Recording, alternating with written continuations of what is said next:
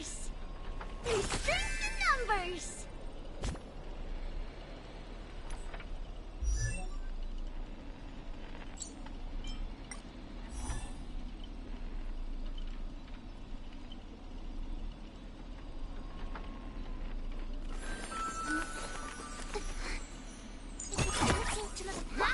We'll pass it on as fast as we can. Let's go.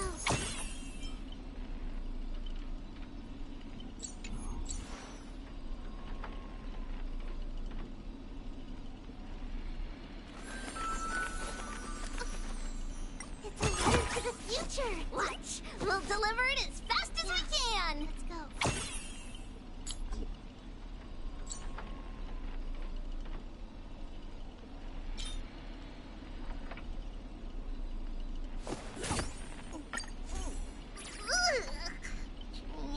Training? Which one of you likes such sour stuff?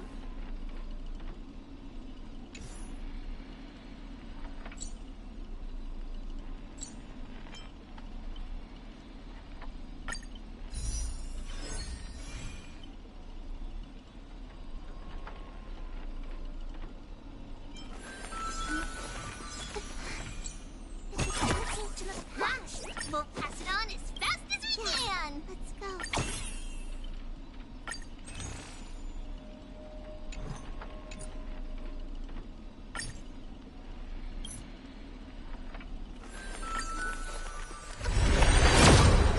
To the future. Watch. We'll deliver it as fast as we can.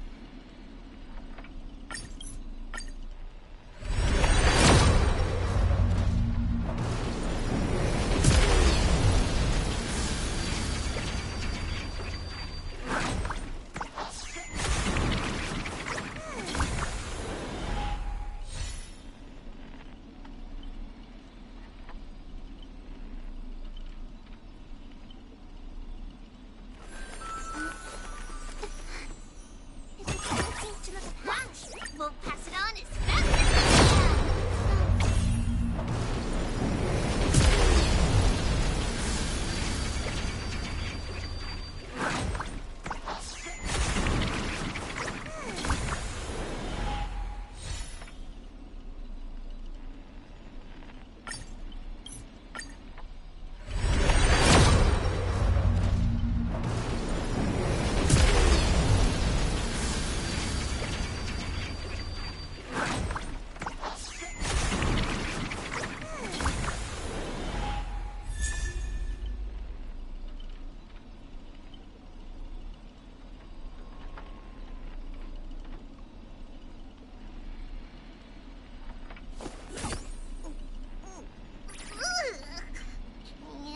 Training? Which one of you likes such sour stuff?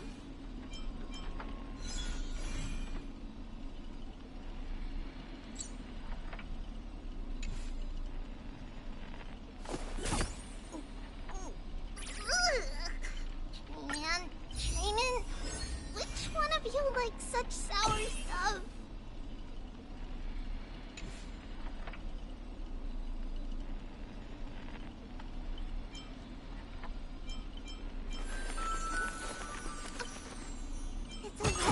Future. Watch. We'll deliver it as fast as we can. Let's go.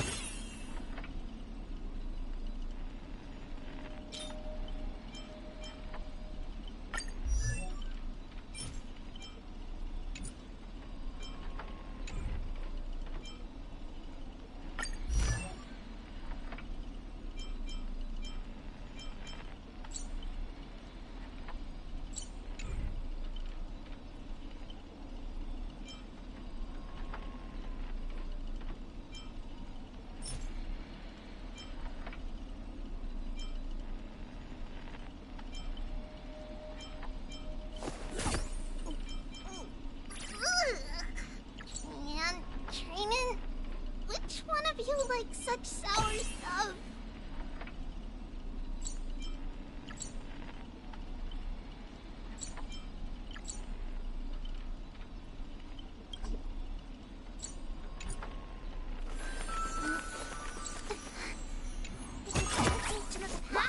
We'll pass it on as fast as we can. Let's go.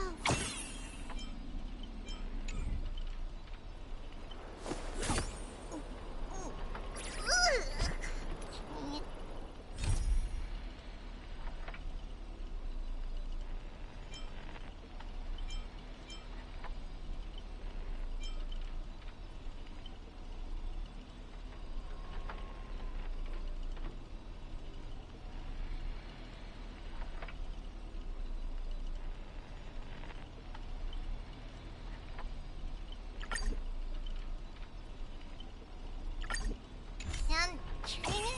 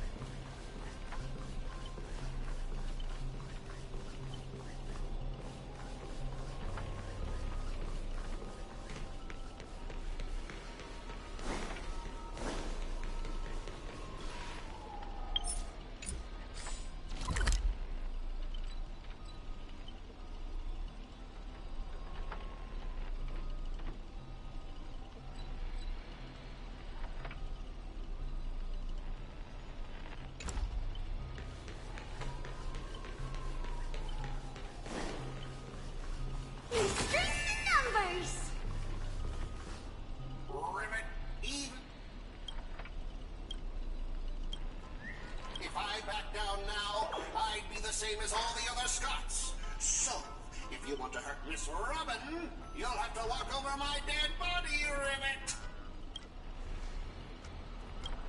Old foe, you've arrived just in time. Help me. Together we can crush this blasted evil spirit. Doesn't matter if you want to punish me later or demand an explanation. As long as Miss Robin is safe, you can do whatever you want with me, Ribbit.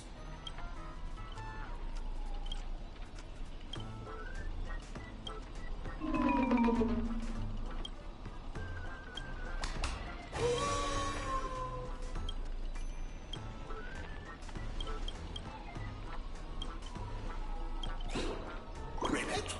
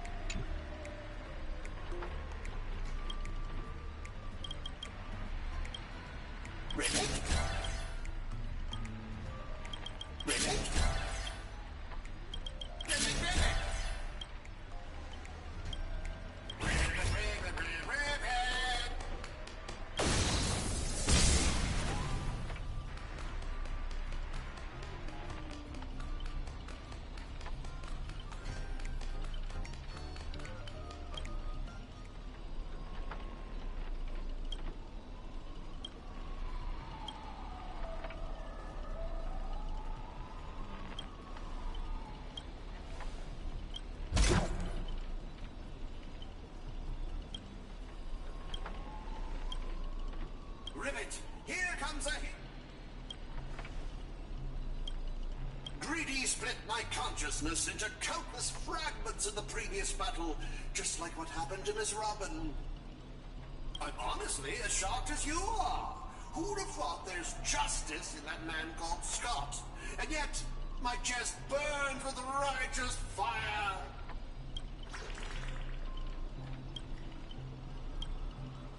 Then, I thought, what if this is all part of Scott's plan? What if the evil side of him is lying in wait within me, ready to spring to action at any moment? I want to go with you to save the other Miss Robins, and I also need someone to kill me if Scott ever takes over my body.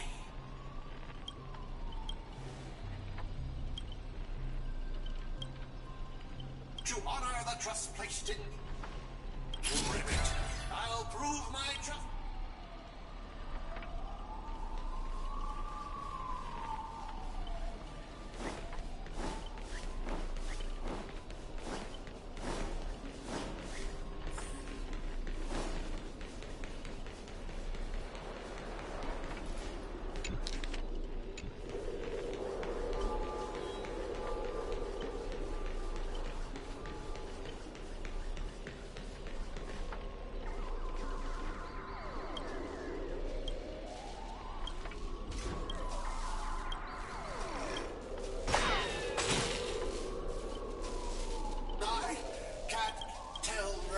There's no such thing. Justice is a matter. Heal me up. Hey, what up?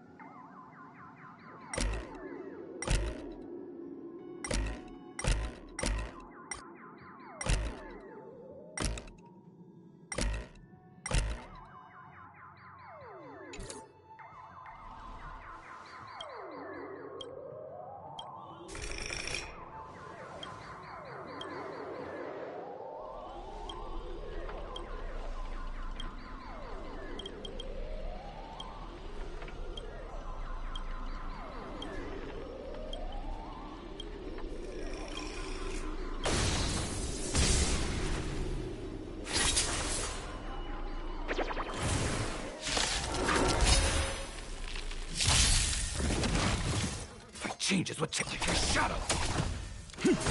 Expand your thinking. Darkness charge.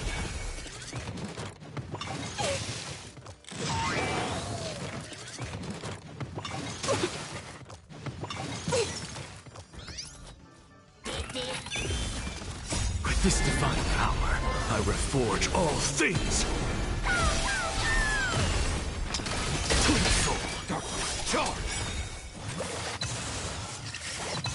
Insanity! You cannot hide! Darkness charge! Open sesame.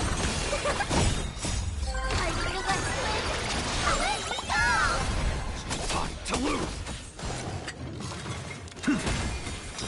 Twin soul! With this divine power, I reforge all things!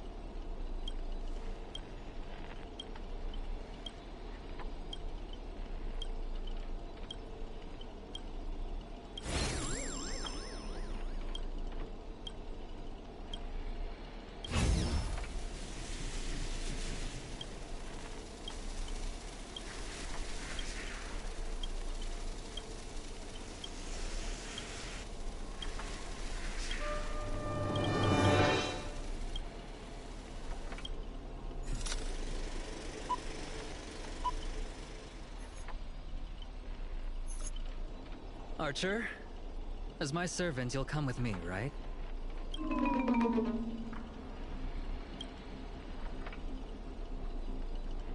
Oh, what's wrong with being a little underhanded if we can win?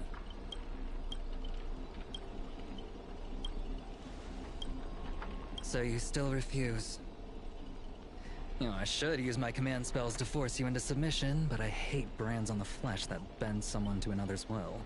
If staying with them is your wish, then so be it. But sometimes, a change in perspective will make you see the gamble in its entirety.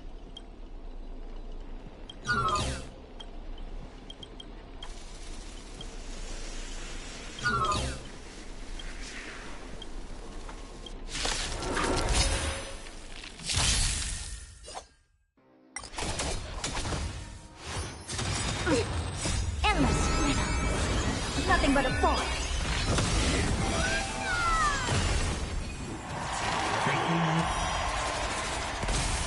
Delivering warmth. Expand your thinking. Watch it grow. Shadow! Cannot hide! Dark Jaws! Impressive. Prepare for some Open sesame. Dark Jaws! With this divine power, I reforge all things!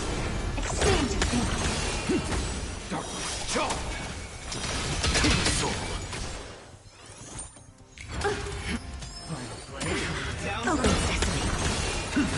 Dark Jaws! Insanity!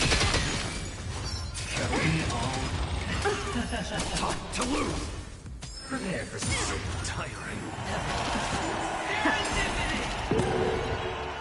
With this divine power, I reforge all things!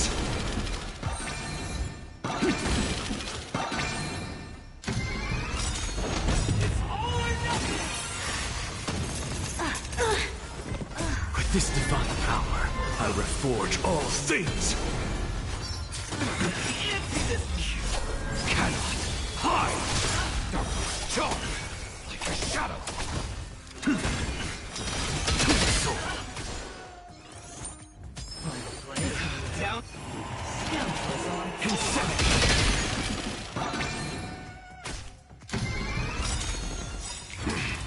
With this divine power, I reforge all things!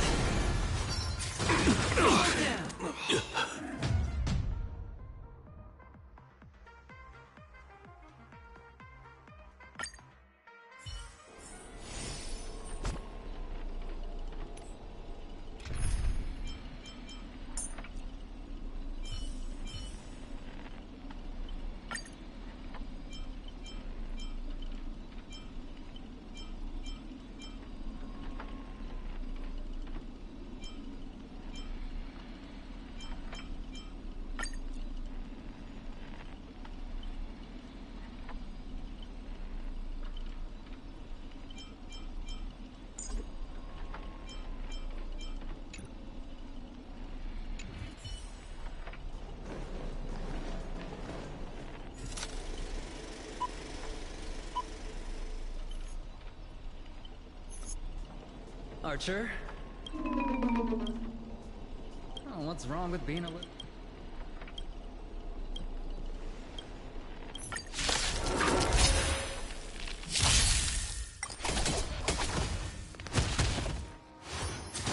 I have it under control.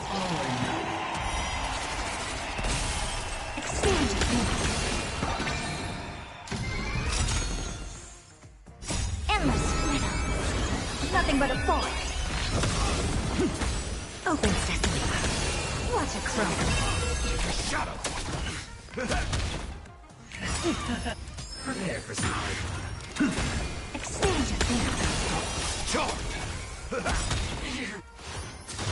Confidence. Everything I've got.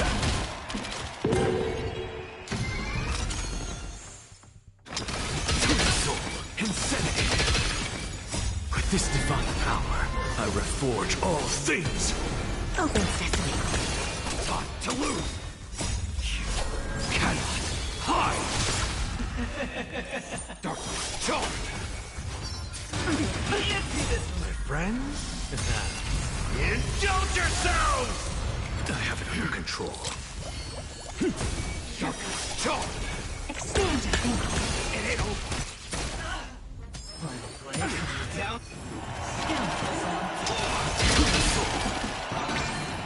Open sesame.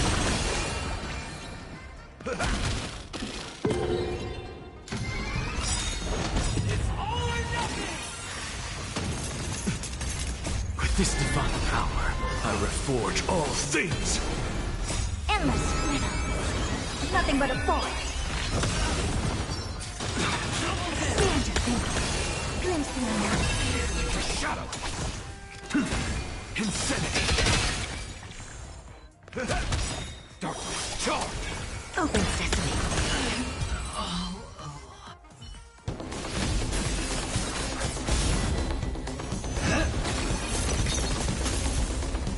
Are you seeing the enemy's position now, Archer? Now it's time to put an end to this!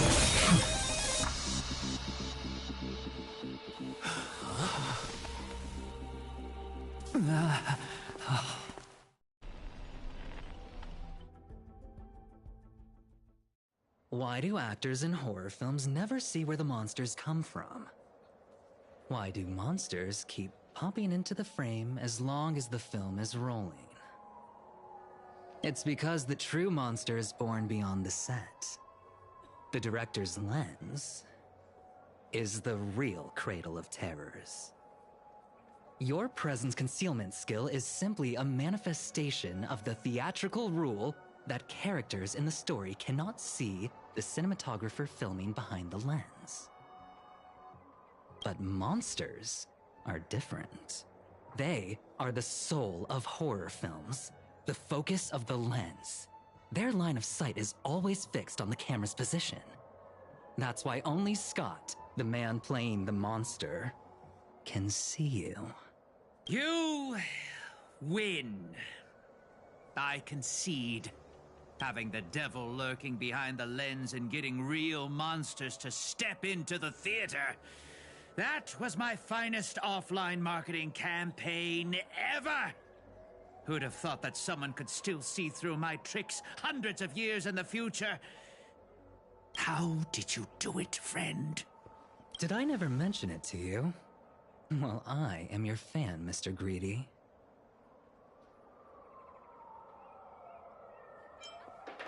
A director of flops from centuries ago, catching the eye of a big shot from the strategic investment department. Thanks for the compliment, but that was a pretty bad lie from you.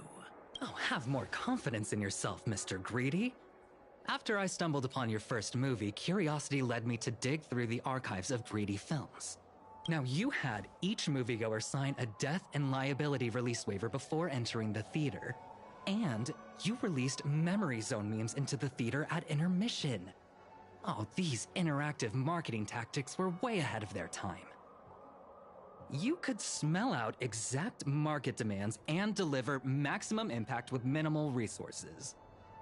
Oh, had we met back then, I would have made sure to secure a spot for you in the marketing department. I'd rather not be recognized for those achievements. You could have been rolling in riches. But you poured everything into filmmaking to create something you loved.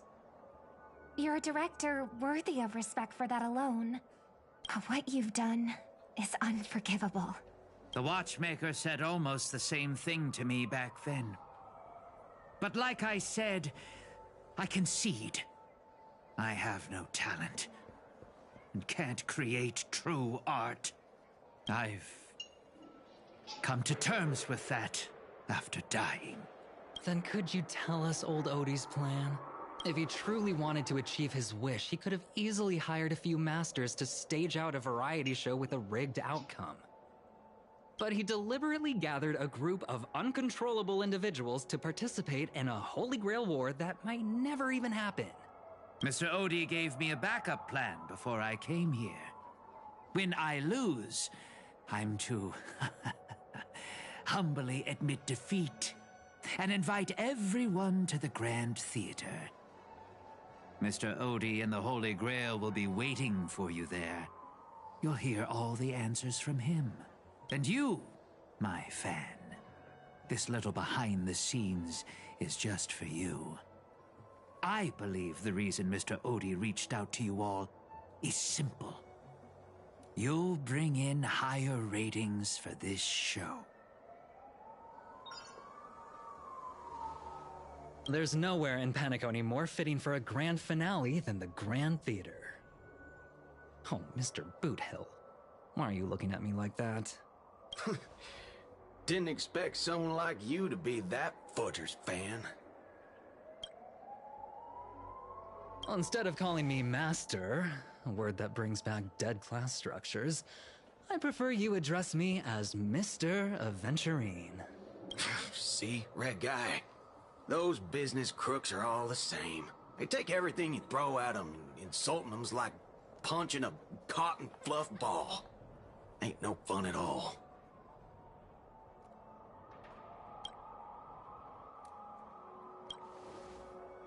I'm going with you. It doesn't matter whether Miss Node is now friend or foe. I will bring her back.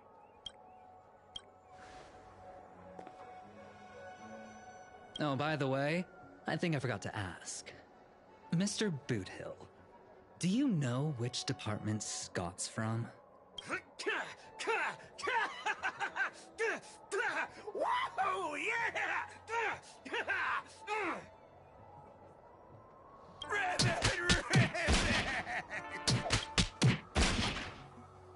Whew. Now, that's more like it. Let's move out.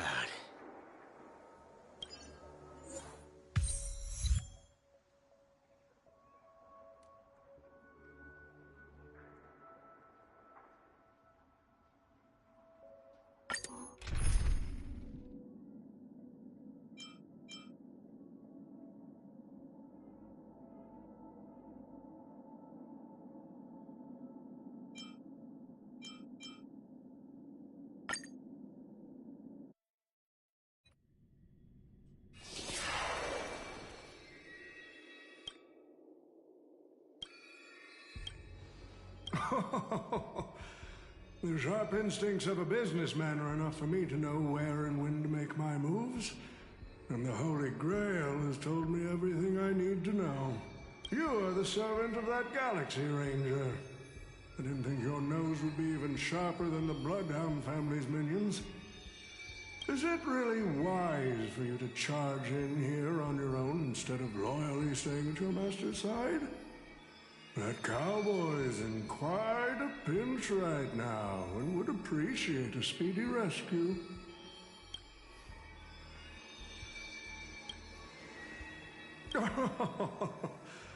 I appreciate the advice, truly. In that case, am I not giving the Holy Grail a new purpose? It'll become an entertainment spectacle much more worthy of investment than some wish-granting chalice.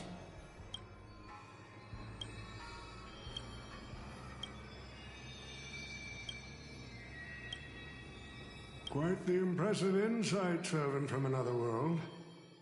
Your presence here was certainly a surprise to me, but you and your friends are needed. The Holy Grail needs more efficient fuel. And that means you. Miss Note? No. It's time for you to show Paniconi your true charm.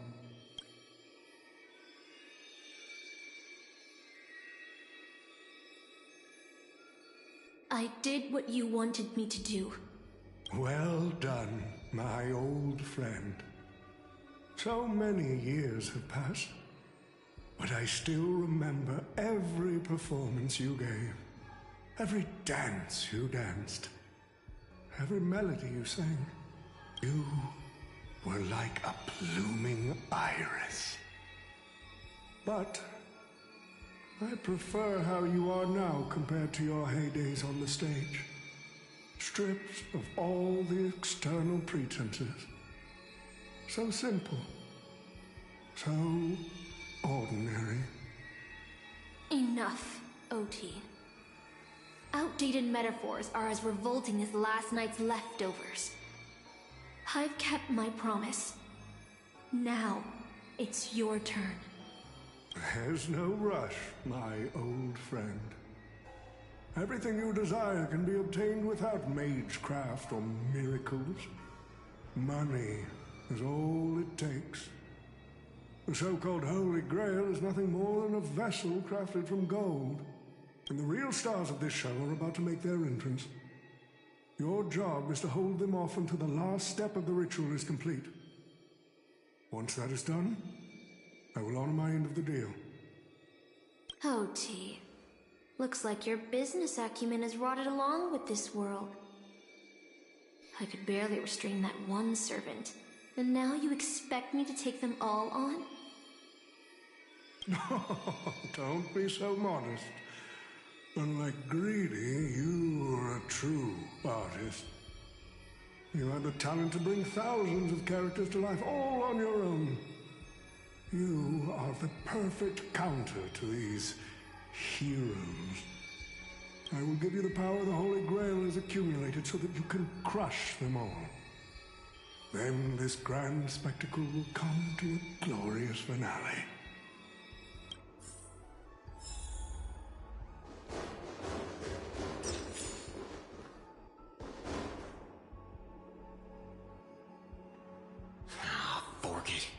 Wasn't that blue guy supposed to scout this place ahead of us? Haven't even heard a single peep from him so far. Could that old man have pulled a fast one on him?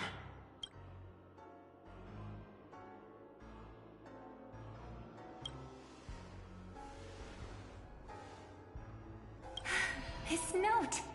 I'm glad you're okay. Wait. Something's off.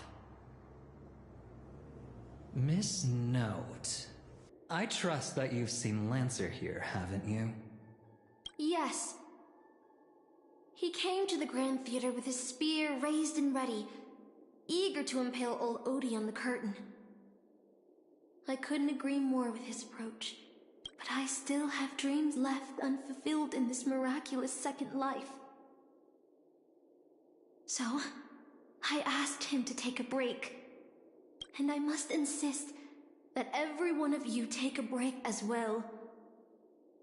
Until Mr. Odie finishes the ritual. Fear not. There will be no pain. Please, leave your passion and ambitions on the stage. Like how actors shed their fatigue and makeup behind the curtains. And rest. Let the curtain fall! Cannon can present!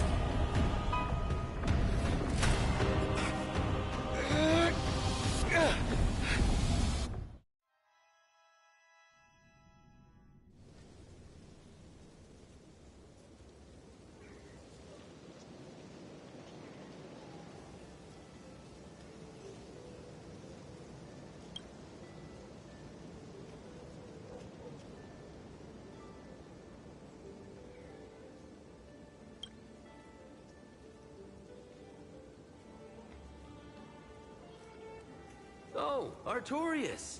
Here to draw the sword, aren't you?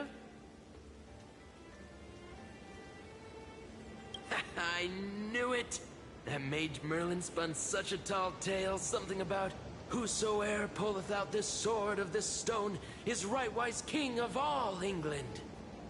Even an apprentice knight wouldn't be able to resist that. That being said, a little fellow like you drawing the sword and becoming king? I really can't picture that.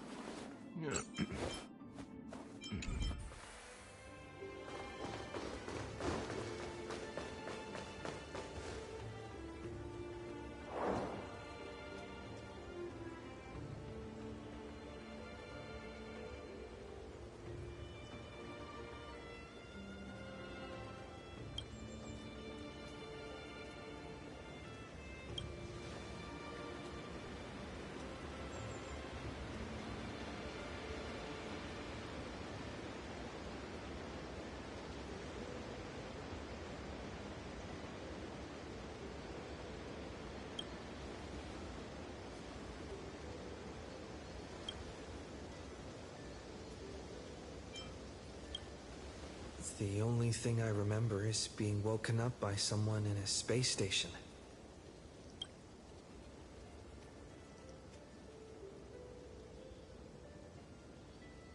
My earliest memory was boarding a train headed for the stars and meeting many kindred spirits as friends. Though I have no past, I have a future.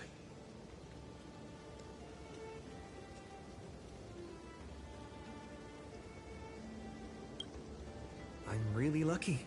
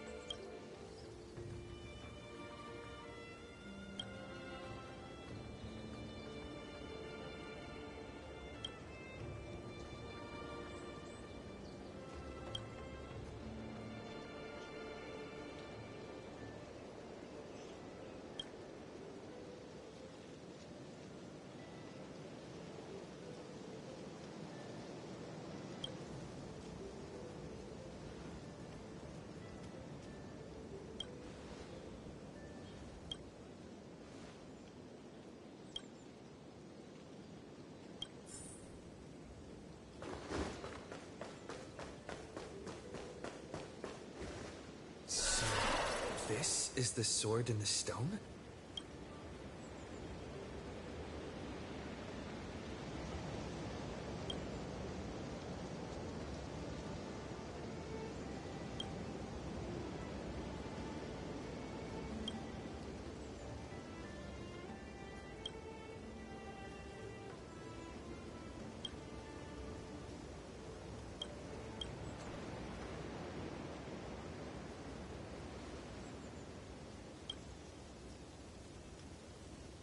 She was nothing more than an ordinary girl. Playing the part of a king was already painful enough. Why should we force her to continue in the delusion known as heroic spirits? Better to cast aside her sword, abandon her glory, and become a nameless nobody who watches the world's grand show on the sidelines. I'll help all of you to remove the hero's garish makeup, bit by bit, until I've wiped away even the choice you've made to become a hero. Until I've wiped away all the pain you've endured on this thorny road. I've prepared a simple and happy life for all of you in this show, including you, Drake.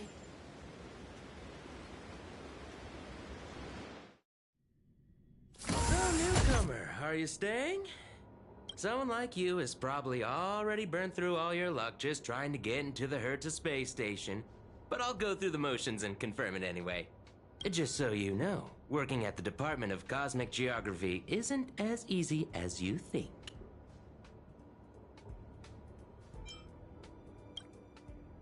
Who? Madam Herta? Well, this is her space station. Look, I thought I was pretty impressive too when I first arrived.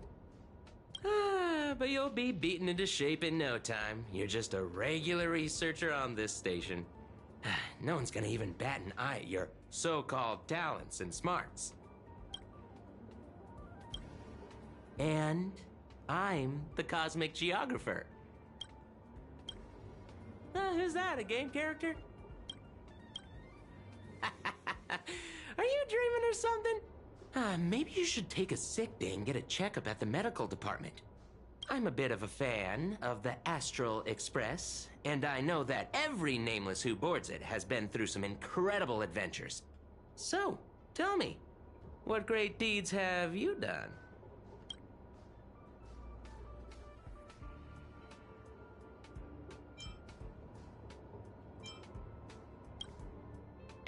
Let me guess. Next, you'll say you were invited to the Charmony Festival and became the festive superstar.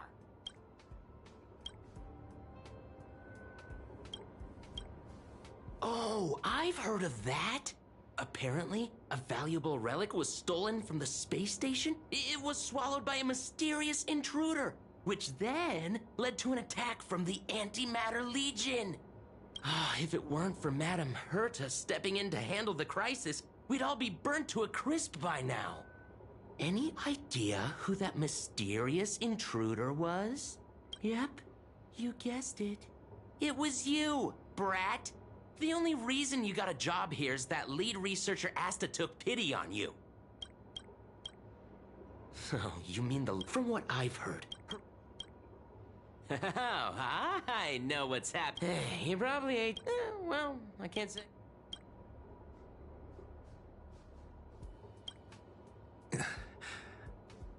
I became... afraid.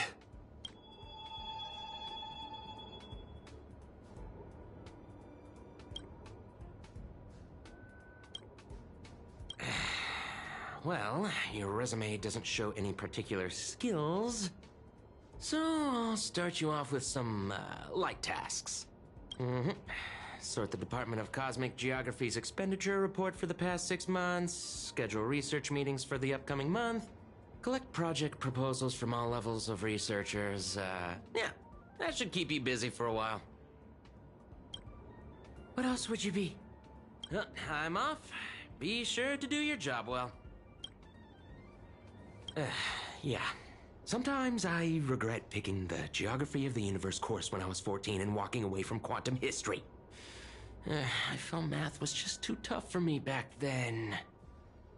But now I ask myself, would I still be stuck in this dead-end job if I made a different choice? No, come on. Don't worry about the what-ifs. Why waste time regretting a choice you've already made? Look at me. Things aren't so bad here. Are they?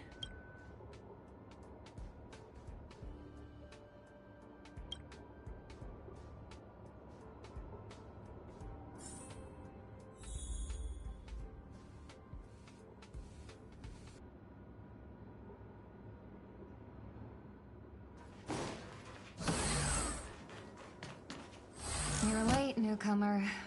A few more system days of delay, and we'll miss the reimbursement deadline. I'll cut you some slack, given that you're new. Now get to work.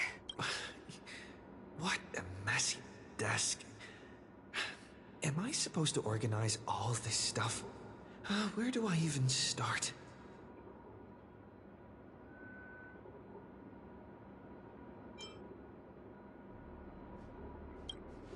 You're too slow. Keep going like this, and you'll still be here when the Amber Lord makes our next hammer swing.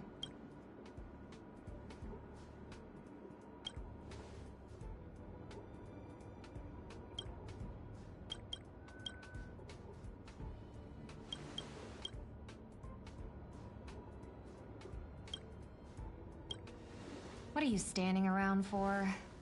You think space bionic snails are going to do the work for you?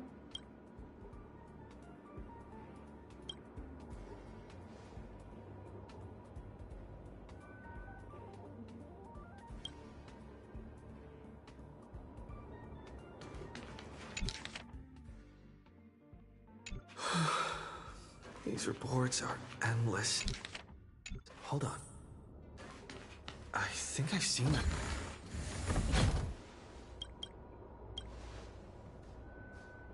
Come on, Uncle A. Don't you ever feel like you don't belong here?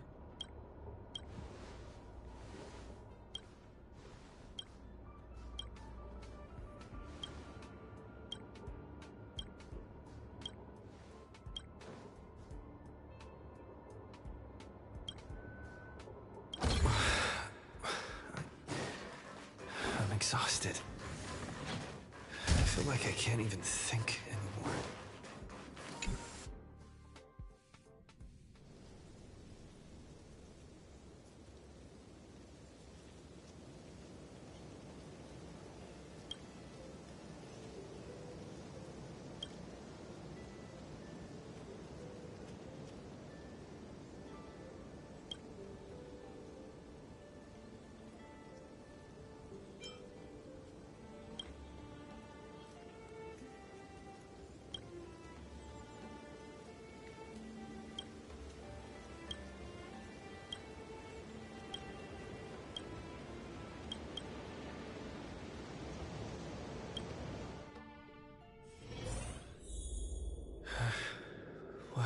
strange dream.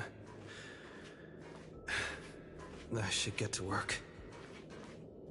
Scheduling Department of Cosmic Geography meetings for the next month. This should be easier than yesterday, right?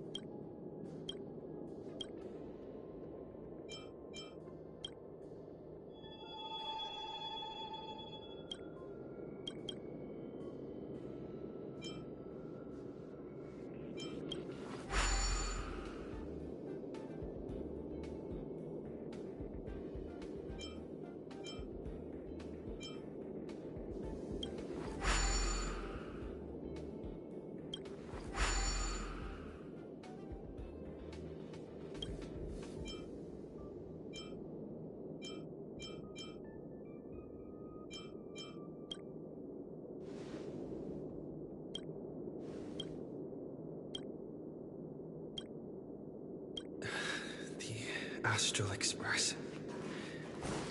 I turned down their invitation back then. Did I really make the right choice?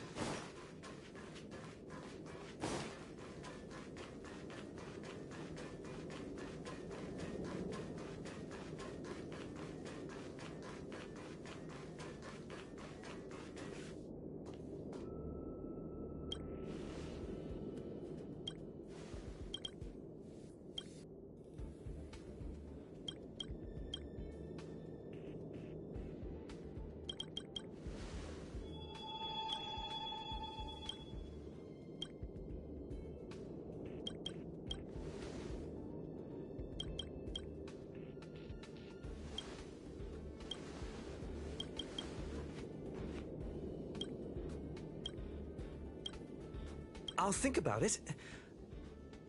I'll make sure to give you my answer before the express leaves. I'm so tired. Maybe I should head back first. The Astral Express. Let me tell you the story of a bird who was imprisoned wrongfully. She was once a singer, thrown into a dark cell for composing songs that the powerful didn't like. The bird heard many voices of sorrow. So, she sang for the others trapped inside, soothing their homesick hearts and inspiring them to rise up. In the end, the bird broke free with a pocket watch, a wolf, and countless companions by her side. The bird believed that she would begin a new life after gaining freedom.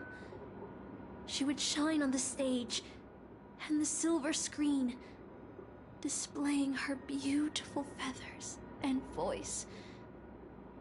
Just as she had once brought hope to the hopeless. But she was wrong. Penacony soon became unrecognizable. The songs she sang, the films she starred in, and even her own life were all locked away in a cage called money. Turned into mere commodities. The movie studio wanted to turn the bird into a symbol of beauty. But the bird longed to escape from this suffocating, filthy gutter. They stripped away her stage name, replaced her with a fresh-faced chick, and smothered her with slander and rumors, leading her to a disgraceful end. So, you seek revenge on those who tarnished your name? No. The exact opposite, in fact. When I returned to this world, I realized there was no one left to take revenge on. Instead, I will reclaim the name they took from me and erase every single work I've ever produced. I'll destroy every trace of my existence. As... You know how it feels to be locked in a cage and have everything taken from you. So why do you still trap the Masters and heroic spirits in your noble phantasm when they wish to end this Holy Grail war? Old Odie may be able to fulfill your wish, but the cost he demands is far greater. As someone born in the same era as him, you should know this better than I do. Ugh. OT is nothing more than a parasite feeding on Penacony. Of course I won't trust him. But... you're different, Master. He's a worm who has a wish for the Holy Grail. Yet, there's nothing the Holy Grail can do to sway you. If you want to stop my noble phantasm, you'll have to force me with a command spell. Come, Master. Take away my free will. Just like how they took away my name and career with their contracts and laws. You know I won't do that, Miss Note. Let's make a wager. I've never once gambled in my life. I bet that those masters and servants will not yield to your noble phantasm, even though you've stripped their identity as heroes. I trust them. I will wait and see. I feel like I had a strange dream, but the details keep slipping away. My body feels so heavy. But I can't rest. There's still today's work to get through.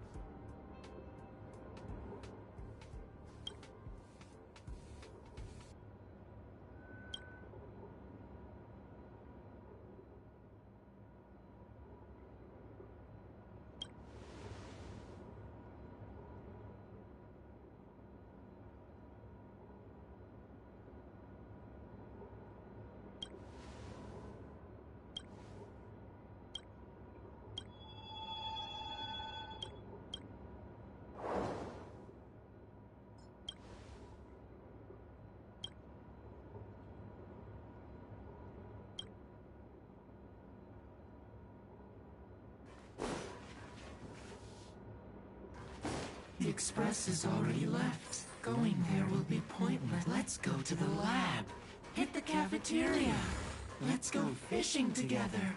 Let's go watch a movie. Isn't life on the space station wonderful? People would kill just to live the life you have here. There's no anti-matter legion. No abominations of abundance. This place is the most peaceful paradise in the universe. Something's stopping me from leaving this place. I need to avoid them. Stop. The future of a nameless is nothing but emptiness and despair. Do you think you're special? Think of Tiernan and Kelbeck. The nameless who were better than you. They were all consumed by the lightless outer space, never to return. So you'll finally admit that I'm a nameless!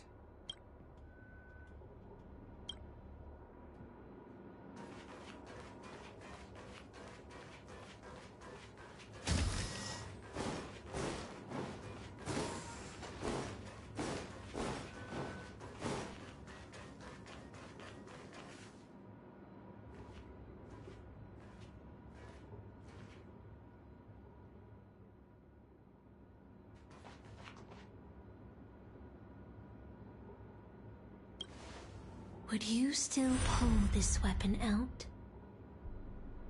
Even if it'll bring about a tragic end?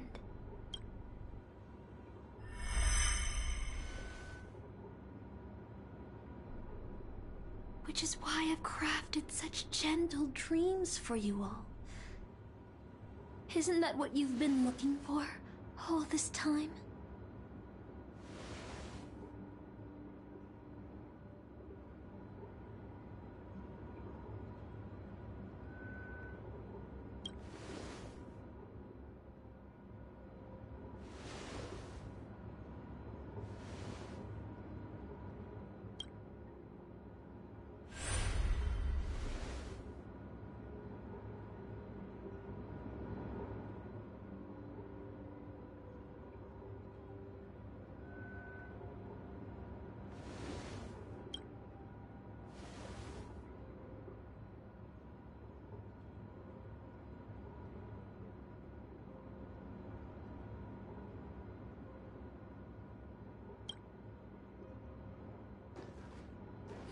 Regret this!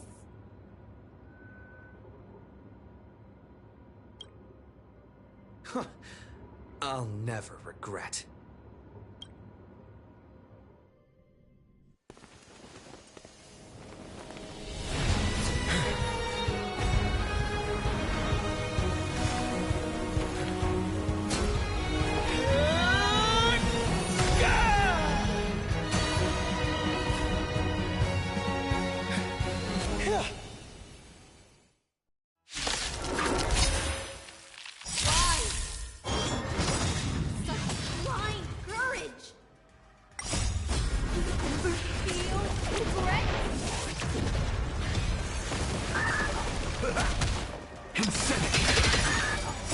This divine power, I reforge all things!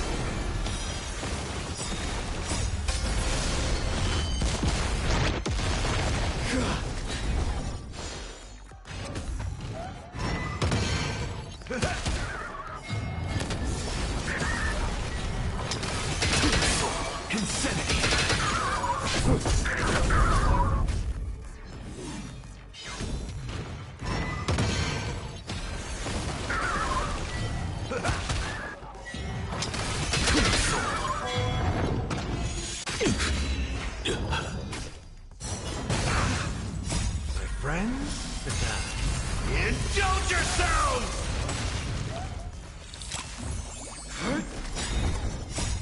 Flaming lance! Forward!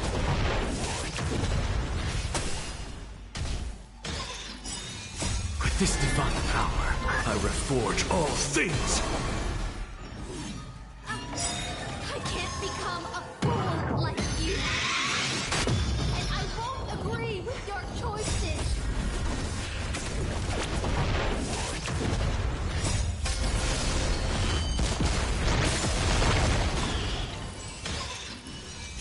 this divine power, I reforge all things!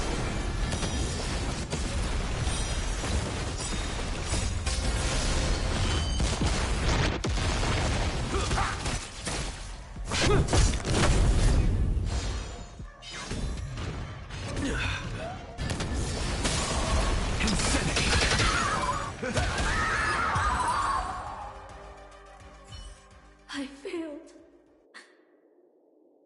Just like how I failed in life.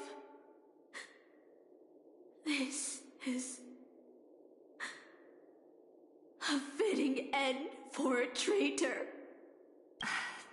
The performing arts had given you so much pain, Miss Note.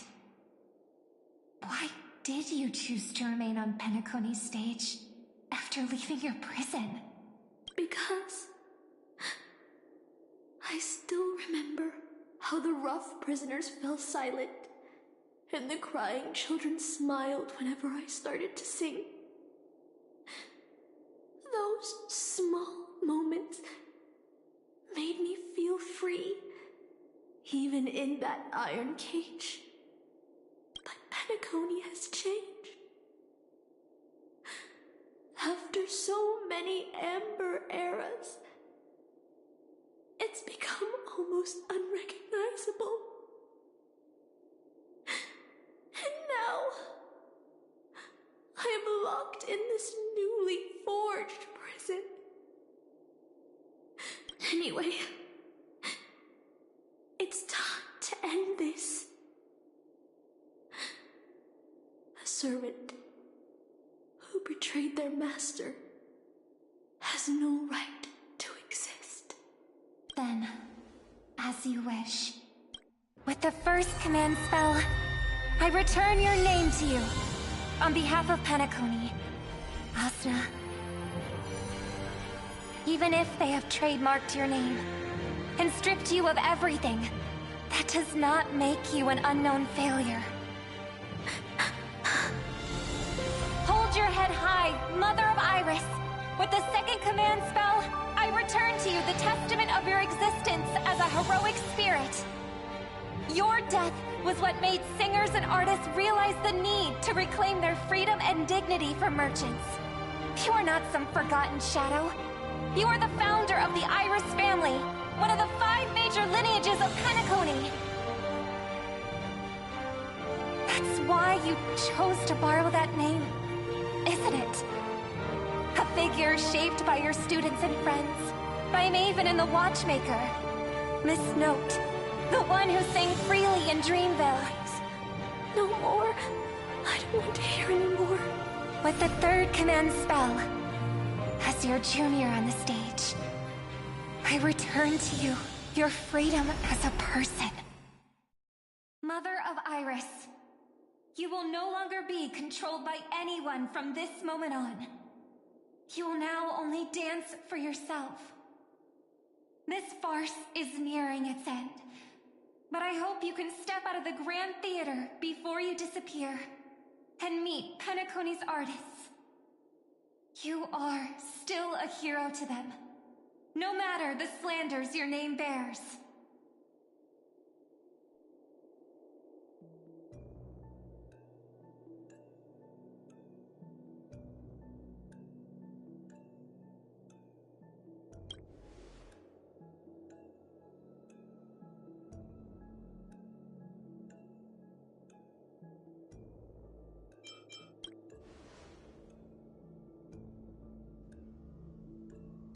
Boothill and the others got out too. Should I go check on them?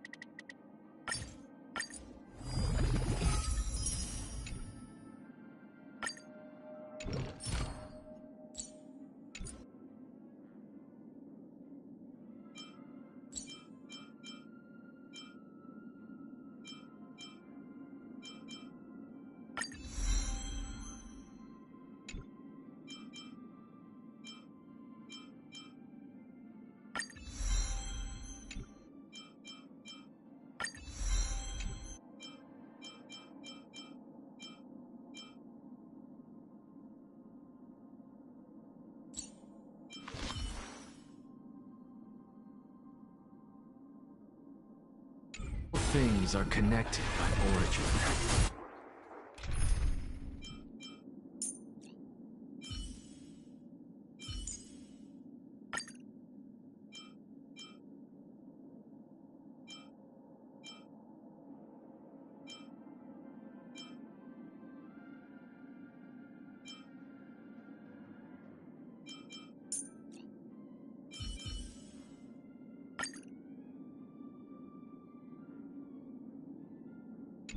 And are made of the same essence.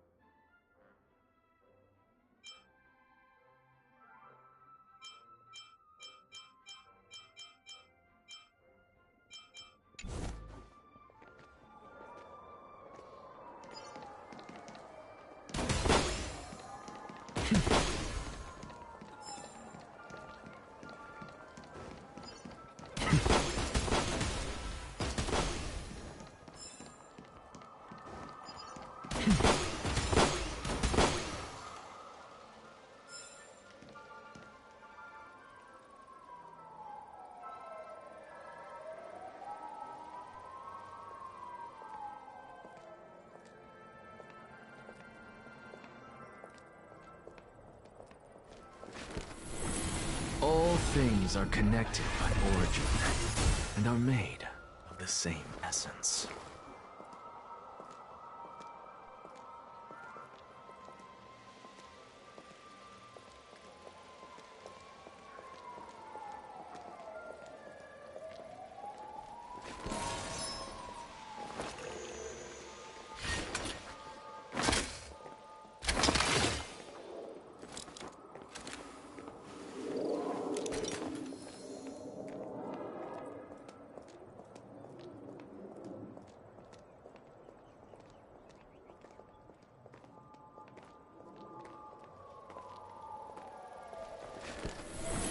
All things are connected by origin, and are made of the same essence.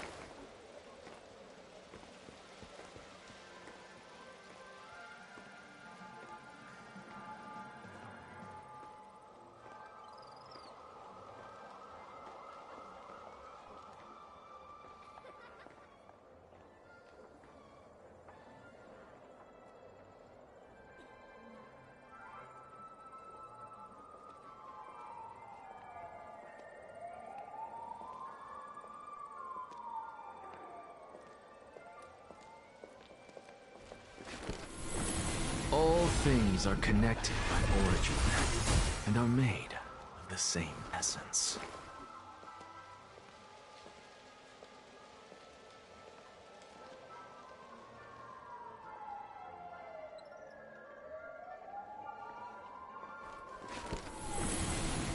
things are connected by origin, and are made of the same essence.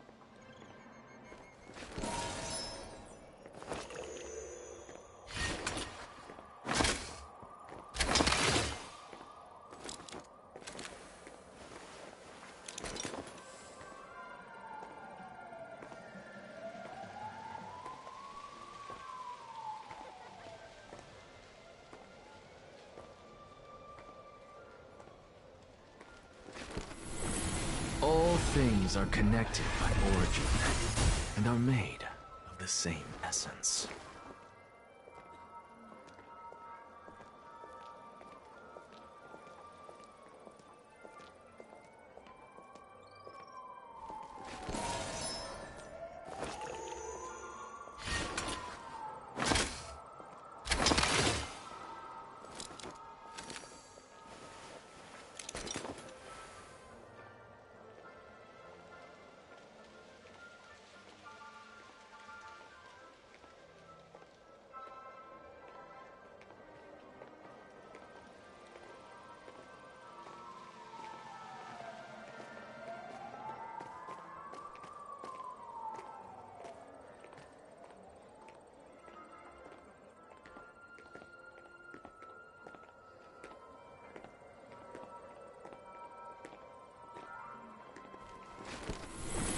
All things are connected by origin, and are made of the same essence.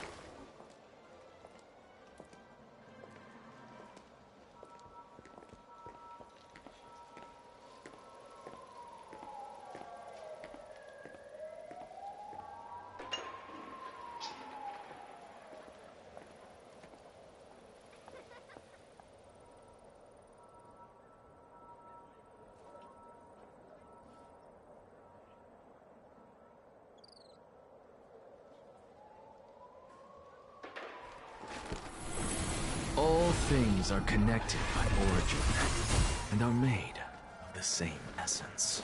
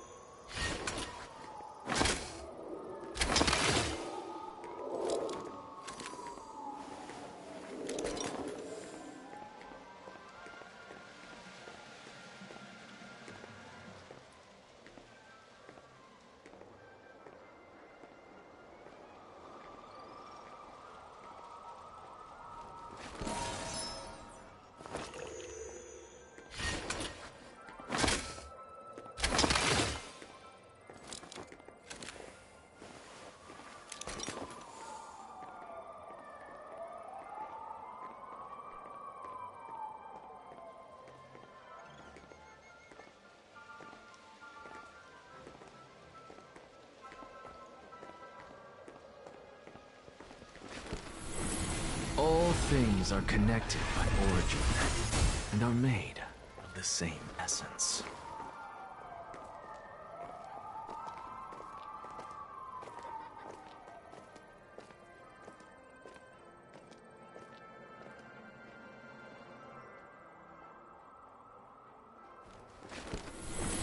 All things are connected by origin, and are made of the same essence.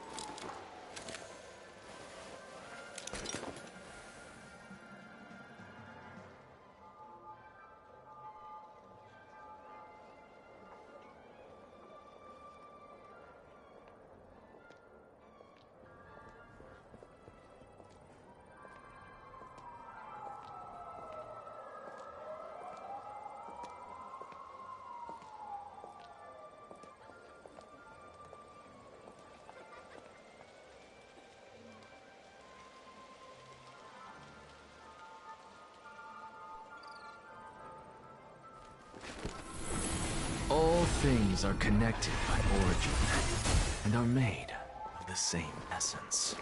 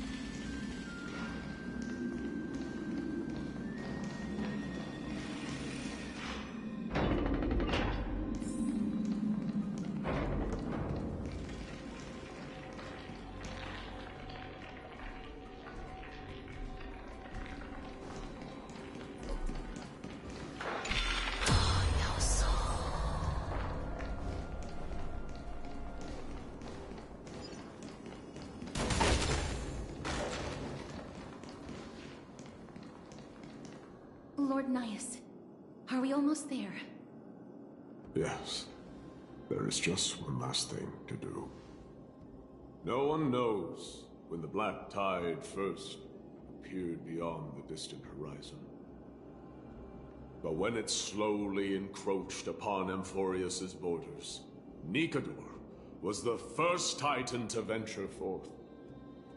During the battle against the Black Tide, their sanity began to slip away. In their pride, the Titan could obliterate an entire archipelago with a single slash. Yet they could not sever the root of this corruption. They battled the Black Tide by sheer will alone, but ultimately succumbed to it. Before their divinity could be completely corrupted, they removed a part of it. Could it be? The fragment of divinity that they stripped away. The fragment they wanted to preserve the most was reason. The Titan believed that their reason would someday respond to their calling, to return to their body, and fulfill their sacred mission.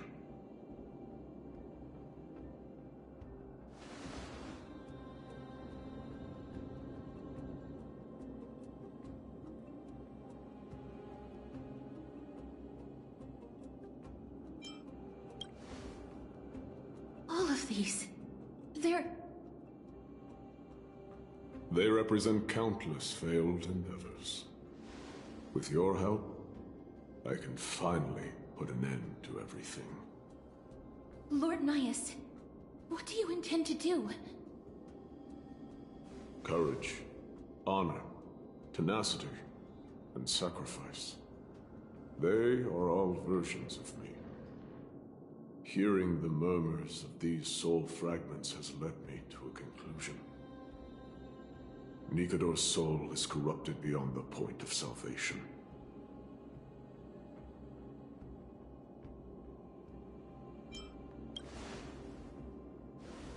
There is only one way to do so. The seal that binds their divinity is already broken. As long as we complete the soul forging here, Nikador will be whole once more. You will go into battle with a Titan nearly at the zenith of their powers. And when that happens, the glory of slaying a god will also be presented before you. What about you, Lord Nias? I will return to where I came from, and become a part of Nikador's divinity once more. In all likelihood, I will also be consumed by corruption. An inevitable course of action if we hope to end this madness. You are willing to sacrifice yourself for a future you won't get to witness. This is my purpose. My origin. I am no mortal, and I do not fear death. Even so, will you still weep for me? All farewells in this world are sorrowful, Lord Nias. Well, we haven't known each other for long. I have learned much from you. In return, I'll teach you a lesson of mine before I go. Do not detest your talent, and do not abhor death. Journeys and epics are only glorious and magnificent because all things eventually fade to dust. The embodiment of strife telling me about the majesty of the world. What an irony. Civilizations only grow under strife. Humans instinctively loathe suffering. Yet suffering is the only thing that teaches them to stand unyielding and tall.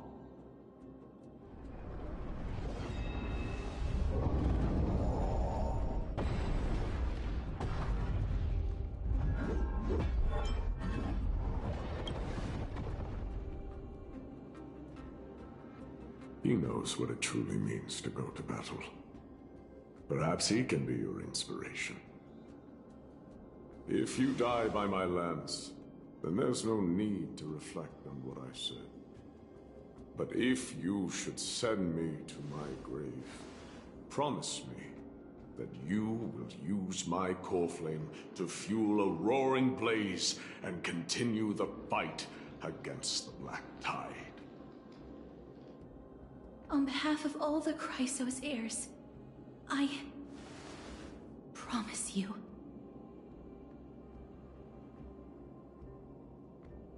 I am Nikador, the lance of fury, the messenger of turmoil, and the embodiment of strife! Remember this! I am the scar that this world needs!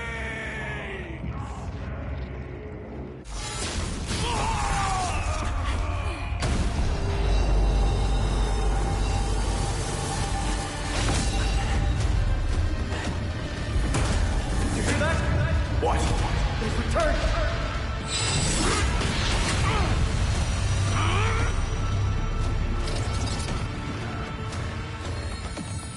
Best me! Grant me an end! If it is a warrior! Corpus Machinas!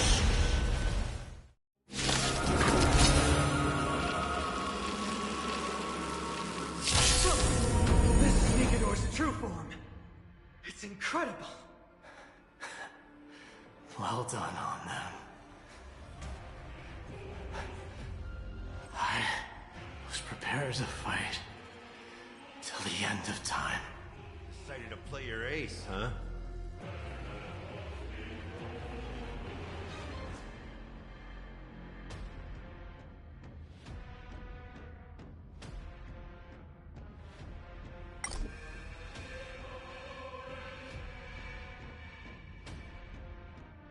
Nice like a good brew. Full-bodied and sweet.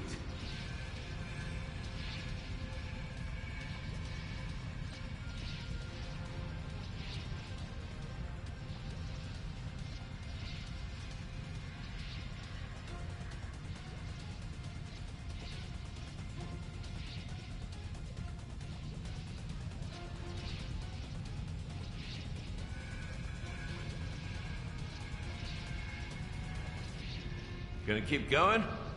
If not, I'll catch my breath for a while.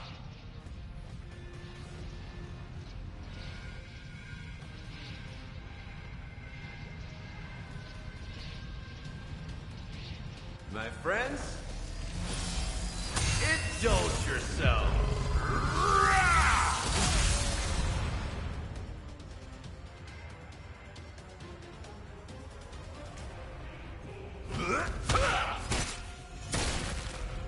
You hold some academic value, I suppose. All things are as one.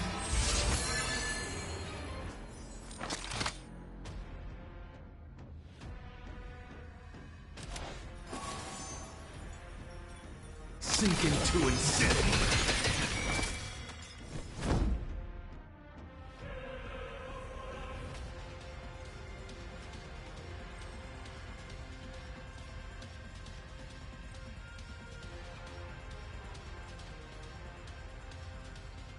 Look, the show has begun. With this divine power, I extract the world's purity to reforge all things!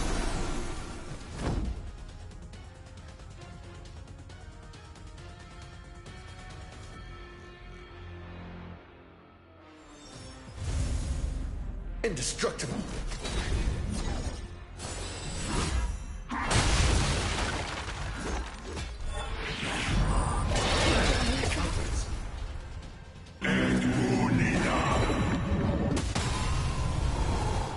You've arrived, huh? Step up, let's see ya.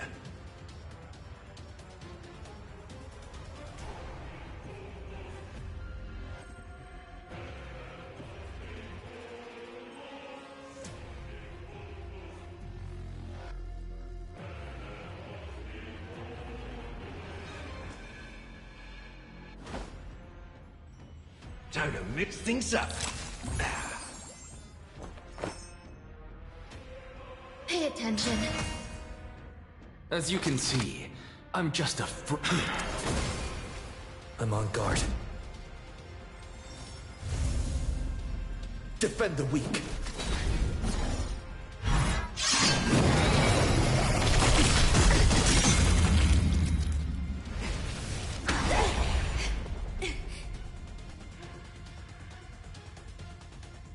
Lance ablaze. Flaming lance. Forward!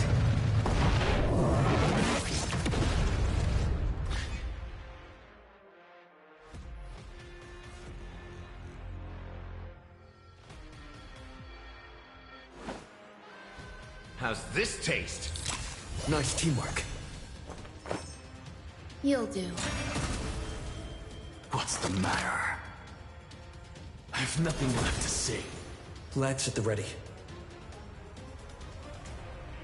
Every petal in life's garden will be swept away by the wind of time.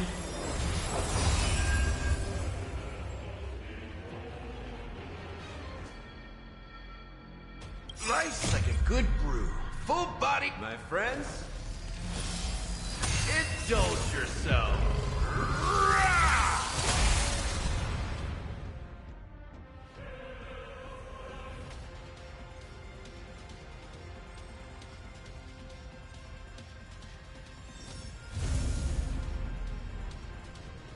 Indestructible.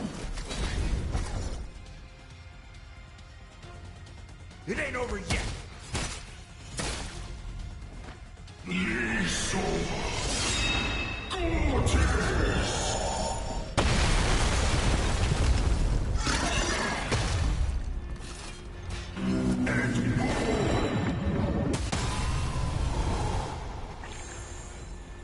There's more to life than drawing breath. Eternal melodies.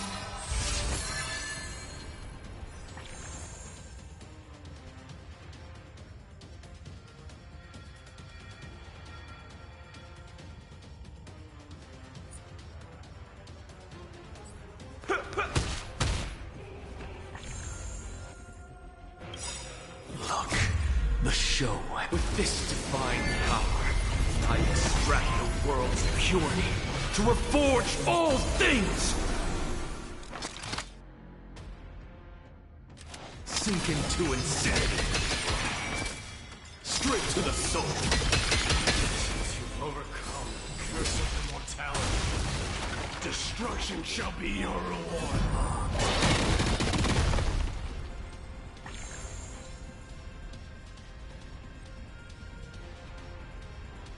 Defend the weak. You hold some academic value, I suppose. Lance ablaze. Flaming lance. Forward!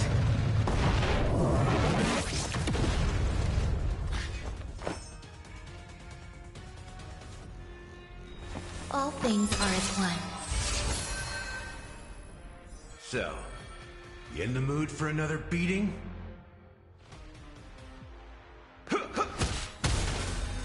As you can see, I'm just a frail scholar. Sink into insanity. Straight to the soul.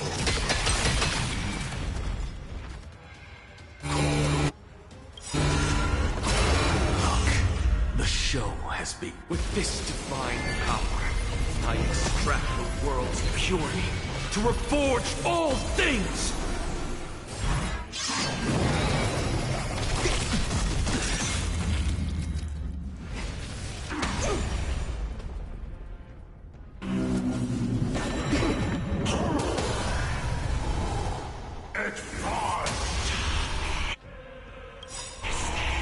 Life's like a good brew.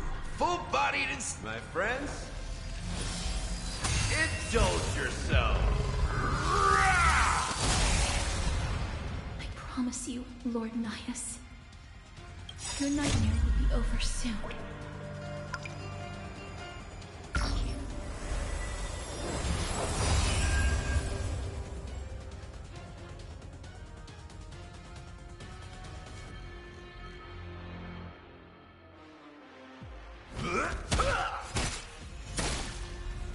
I'm on guard.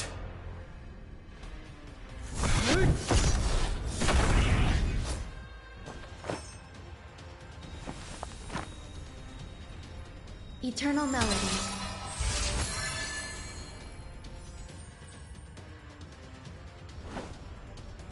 Time to mix things up. Nice teamwork.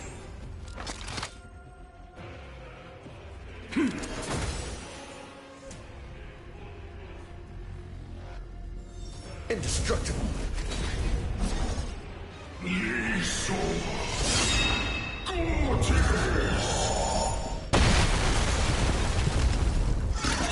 Enjoying yourself? There's more to life than drawing breath. Lance ablaze. Flaming lance.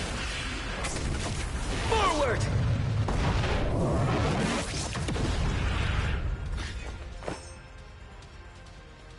You'll do.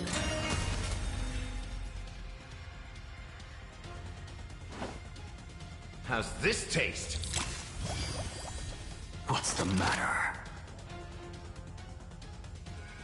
Life's like a good brew, my friends. Indulge yourself.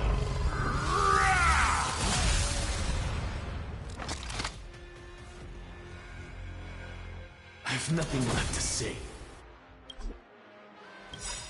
Look, the show. With this divine power, I extract the world's purity to reforge all things!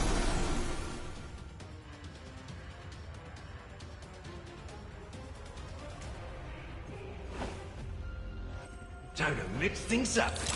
Nice teamwork.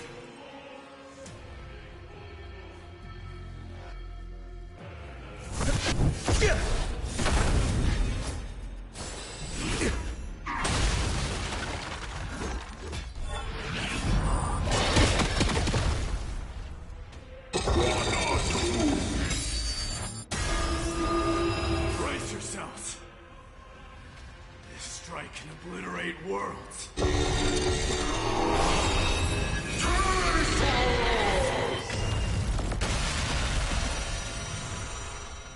You hold some academic value, I suppose. All things are as one. Every petal in life's garden will be swept away by the wind of time.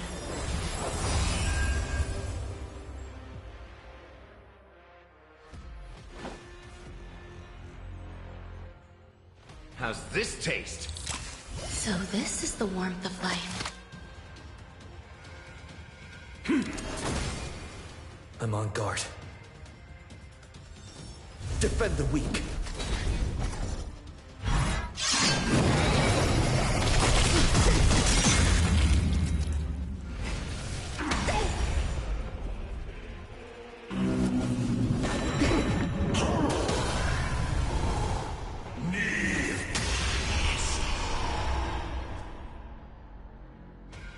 Lance ablaze. Flaming lance. Forward!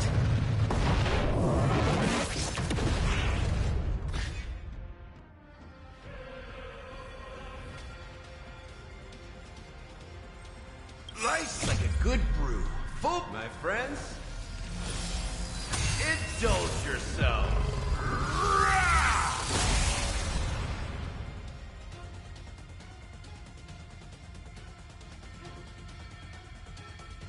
It ain't over yet. There's more to life than drawing breath. Eternal Melody.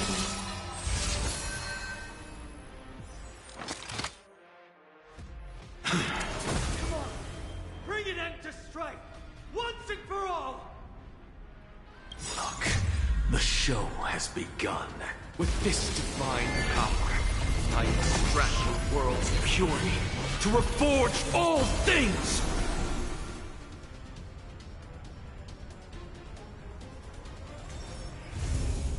Indestructible.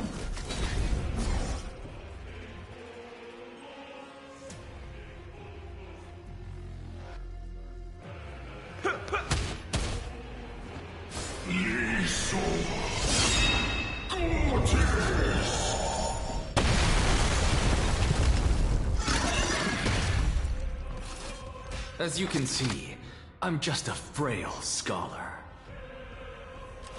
Sinking to insanity. Victory is at hand! Time for the final blow!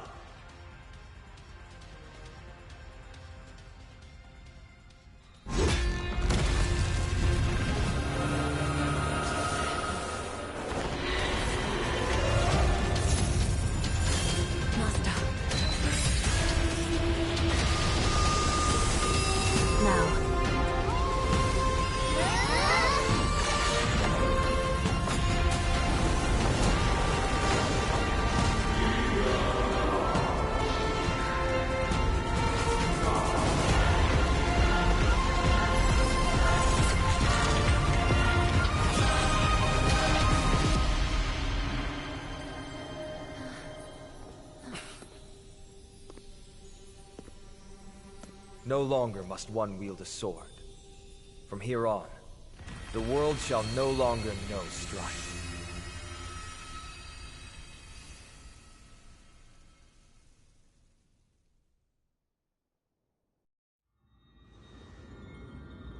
It's finally over. Nikador's core flame. Time passes quickly. It's been a long time since the last Titan fell.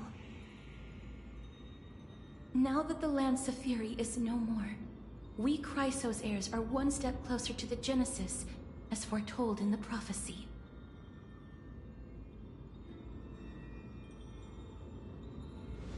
The silence here is stifling. The city feels so unfamiliar now that its Titan is gone.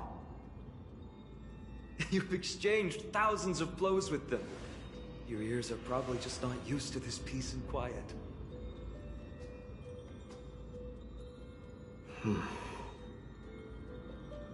What's next?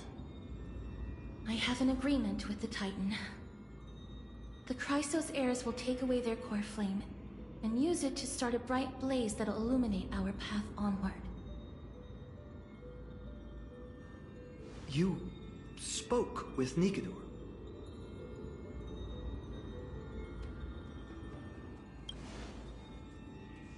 What did they say? Please. I need to know. Not now, Lord Mighty. I'll tell you everything once we return to Akama. Aglaya mentioned that someone must touch the core flame and absorb it to become its temporary receptacle. Mighty, do you...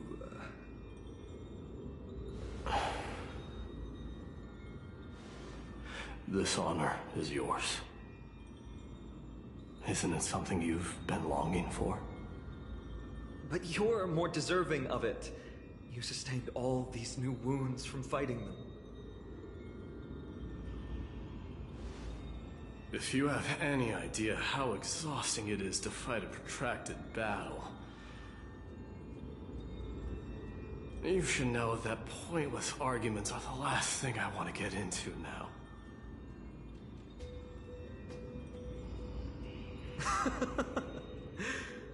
A little back and forth wouldn't hurt much.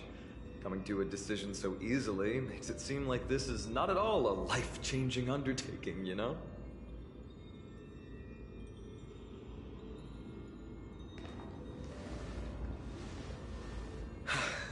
Come with me then, Core Flame.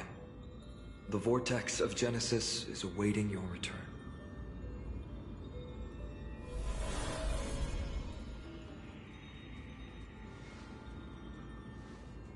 I don't think I felt anything at all. Or rather, it felt a lot easier than I expected. I had assumed that bearing the core flame would take a lot more out of me. In any case, let's return to Akama and share news of our victory with the two demigods. Mem?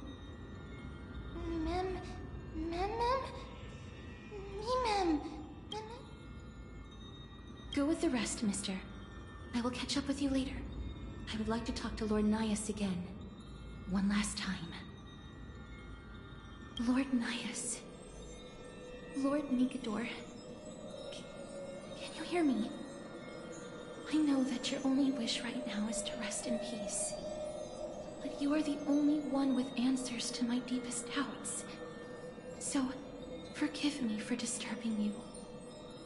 Please tell me, do you know where Thanatos is? I must find them. The half of me that I've been deprived of since birth. I must take it back from them.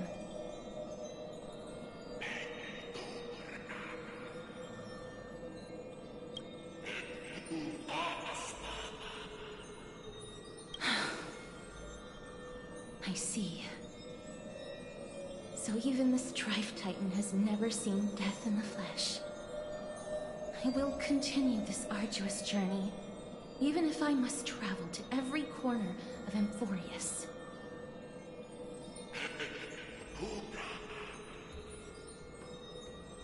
I understand. The Chrysos heirs will fulfill the promise we made, and see your unfinished work to its end. Such a peaceful end is not befitting of you, the bringer of strife into this world.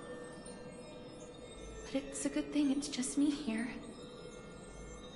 No one else can see what you look like in the final moments of your life.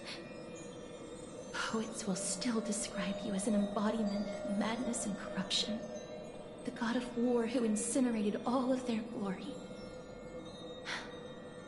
Yet, at this moment, I am willing to send you into the gentle embrace of death, to a sweet land full of blossoming flowers. Farewell, Titan.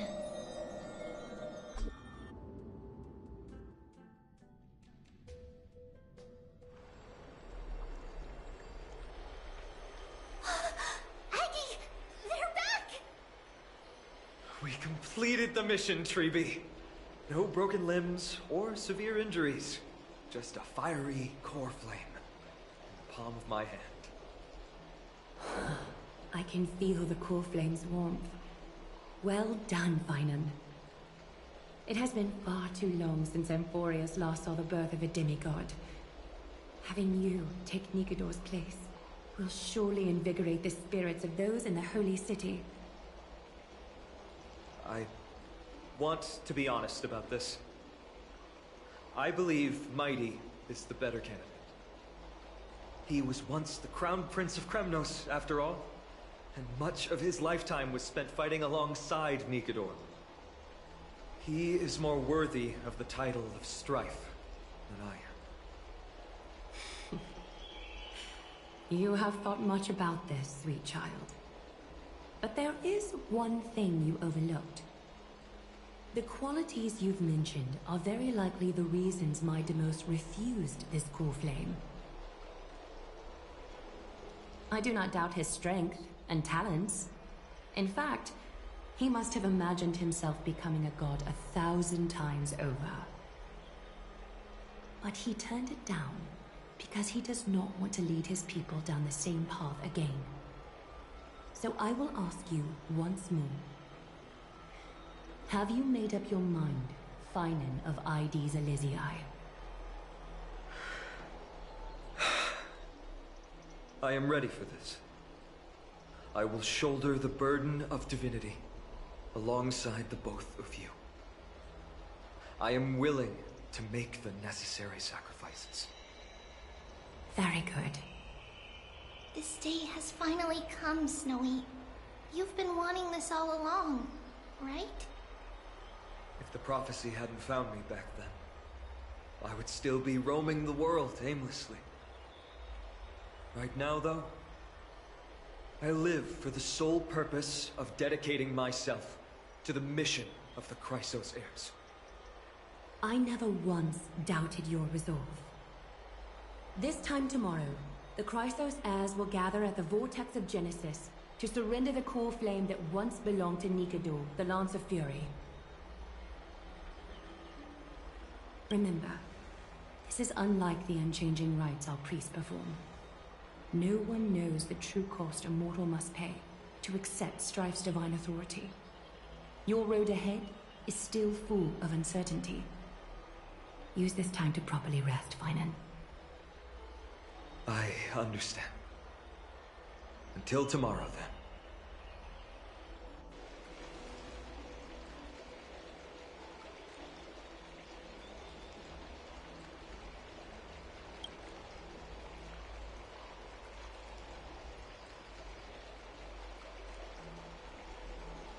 They have Aglaya and Trevi to thank for that.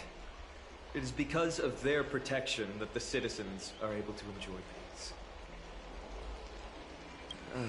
Where did Mighty go?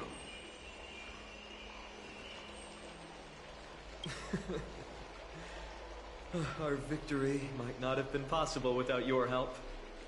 I'm sure you've heard enough words of gratitude, but it's only right that I... Right! It would be the first time I thanked you, so thank you for your help, Miss Nem? Aglaya will gather us at the Vortex of Genesis this time tomorrow, where we'll perform a ritual to surrender the core flame. She only mentioned the Chrysos heirs, but if I invite you to, I'm sure she'll welcome your presence.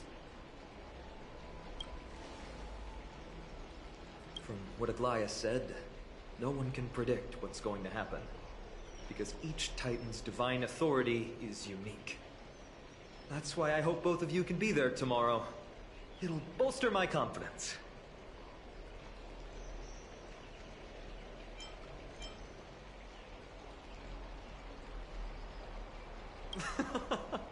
I'll be sure to send someone to wake you up then. The night's all yours, but get some rest before tomorrow's ritual. I should also take this time to sort out my thoughts. I'll see you soon, my friends.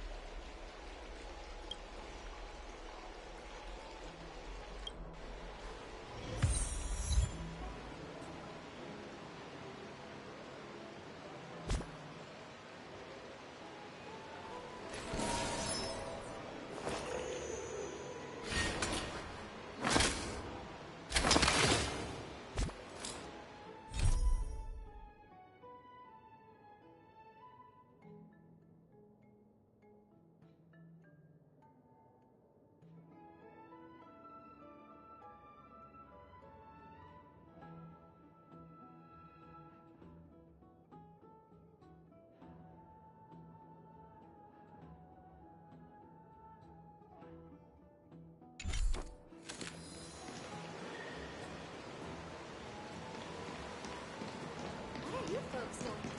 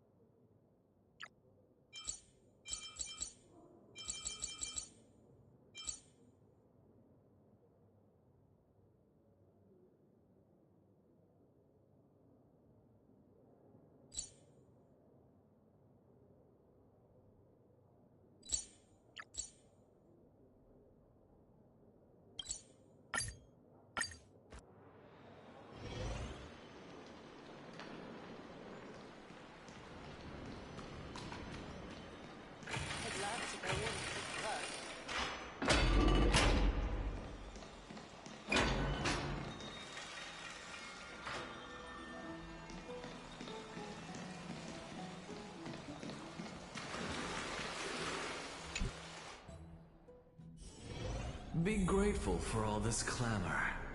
That is the sound of thoughts clashing.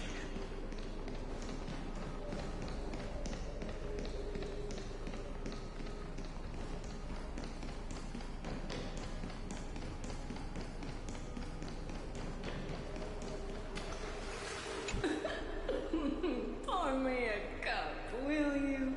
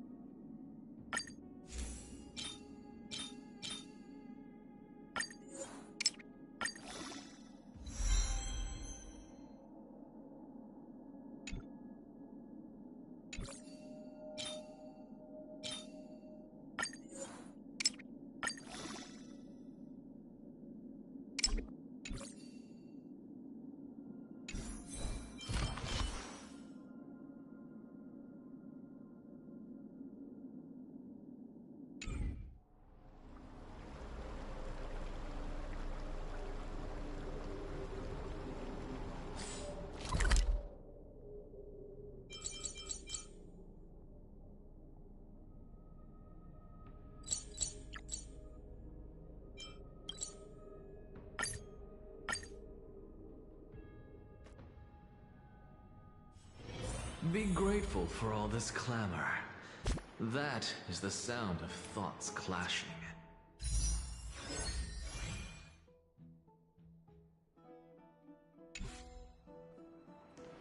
Have you heard? Seems like I'd love to go in and take a look.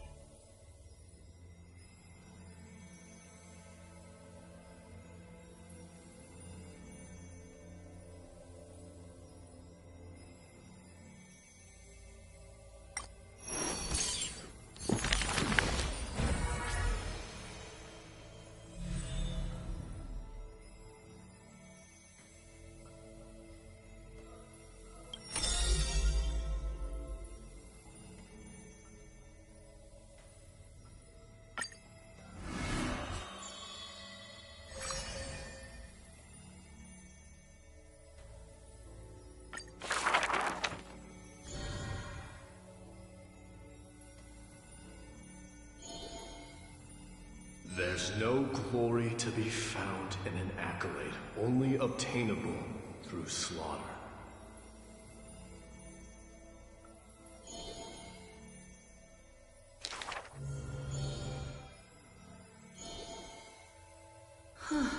He managed to survive all of that? Even the god of death turned him away.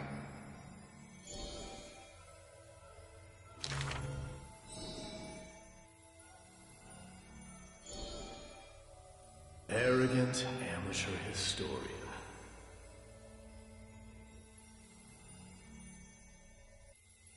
This is pomegranate juice.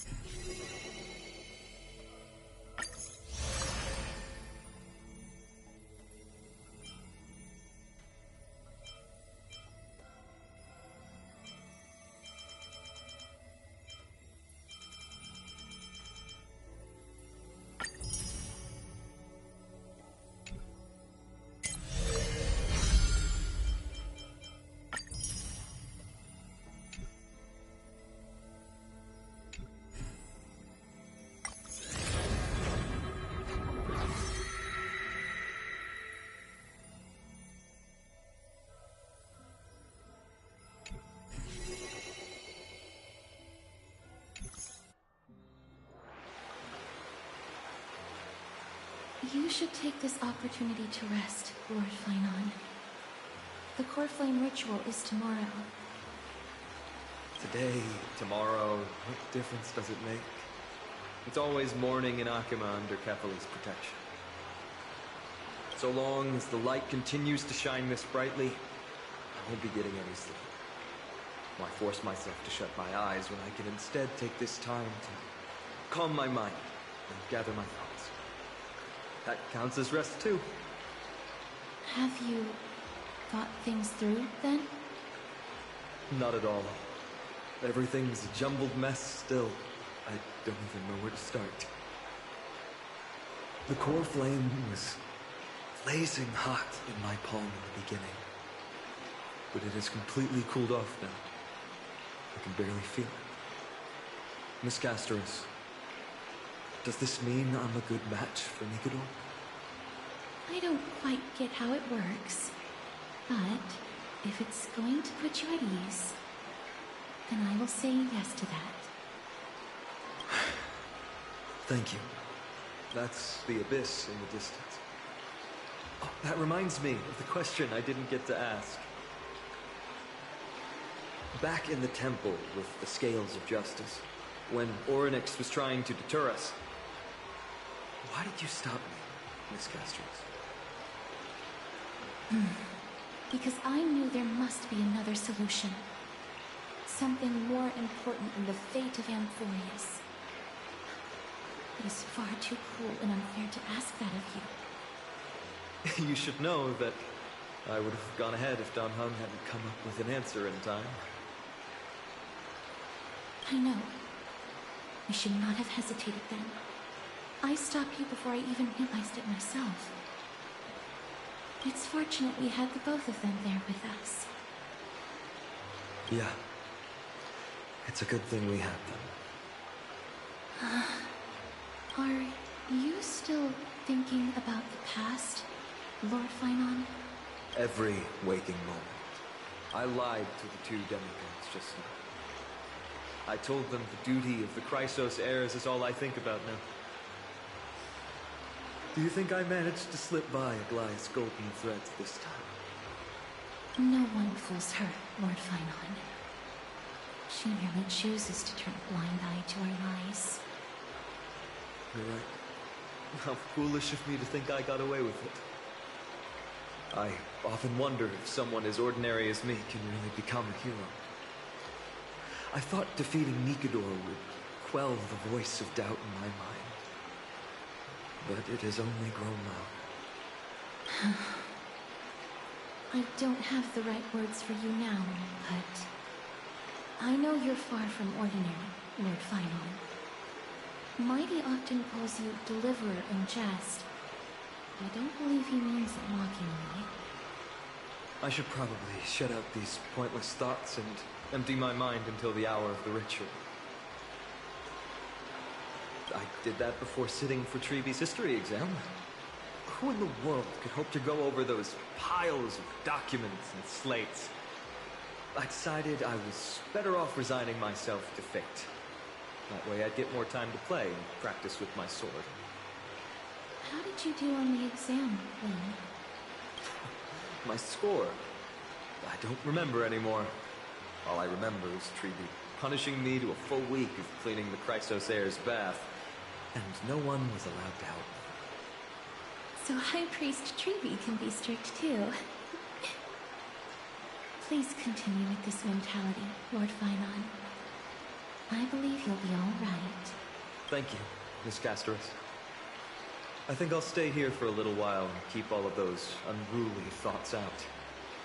It's not like anything will come of them anyway. The sights of Ides Elysiae, my homeland, have been flashing before my eyes lately. Those Kremnoans mastered some cutting-edge technology. Only I could separate my soul from my body, too. That way I'd be able to fly my soul back to the comforting fields of my homeland anytime. That's the only place I can be momentarily at peace.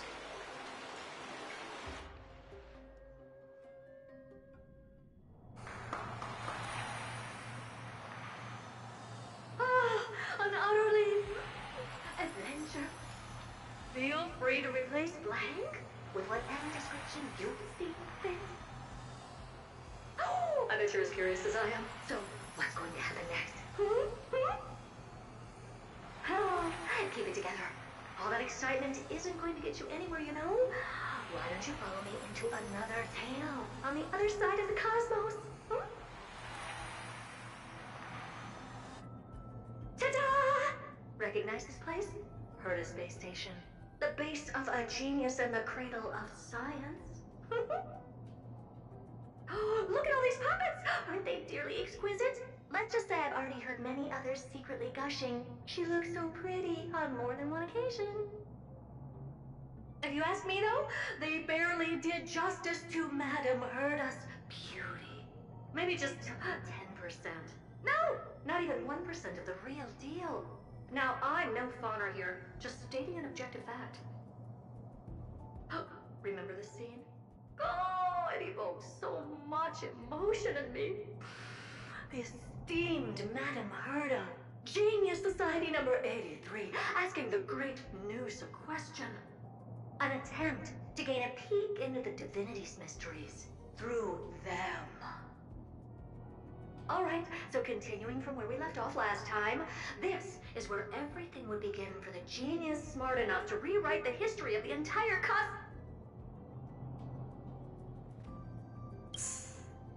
Fourth mirror? Who exactly are you talking to?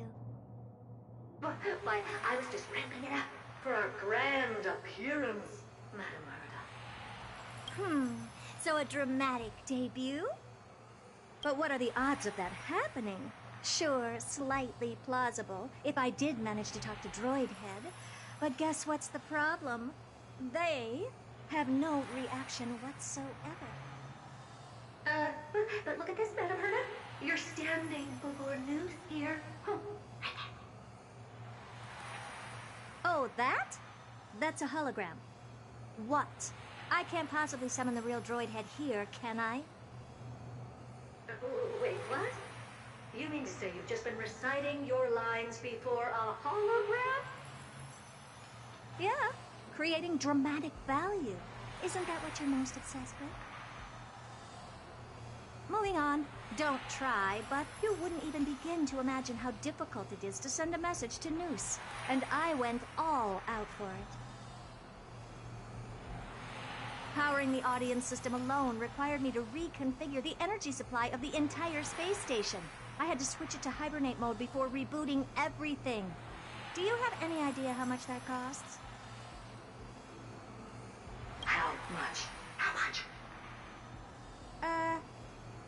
I'm not in charge of finance. Go pose that to Asta instead. Oh, you don't know either. I am Herda herself, the emanator of erudition, and a true blue genius. Why would I be holding the purse strings? That menial task is beneath me.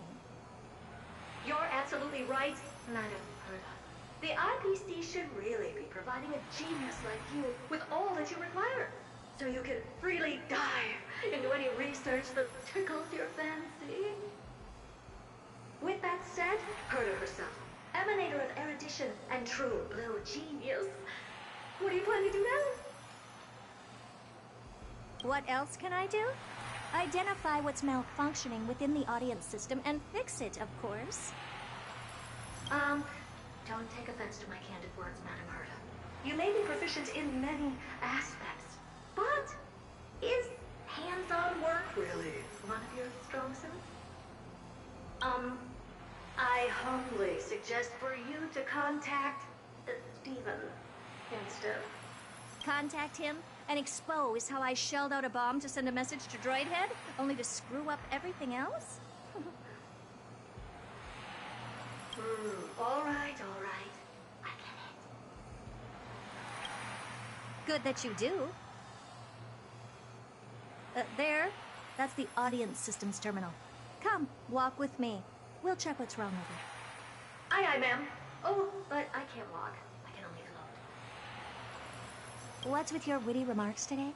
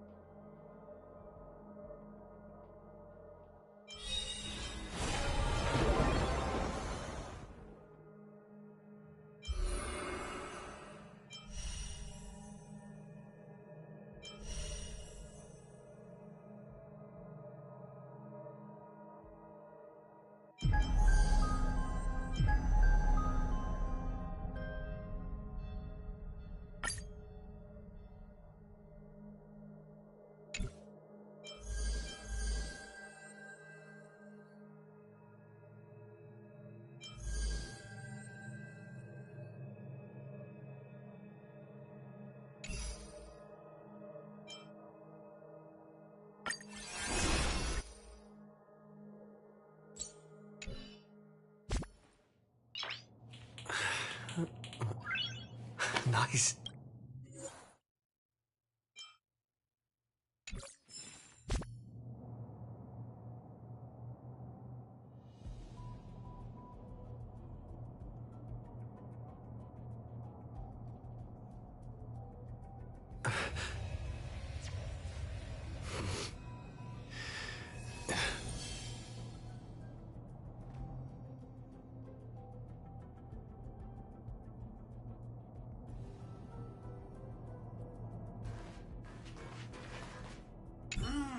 This is the audience system?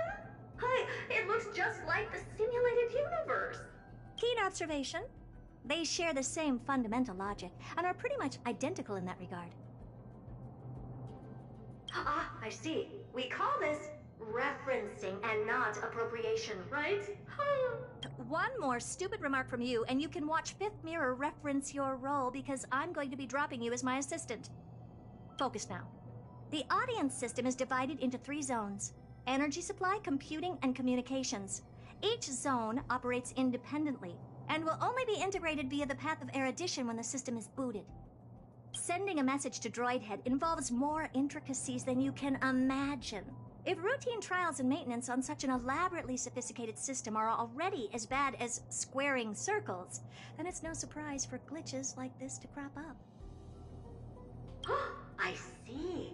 So, Madam Herda, can you use your professional judgment to tell which zone the glitch is in? Of course. All 3. No sweat. They'll be up and running again after some simple technical tweaking.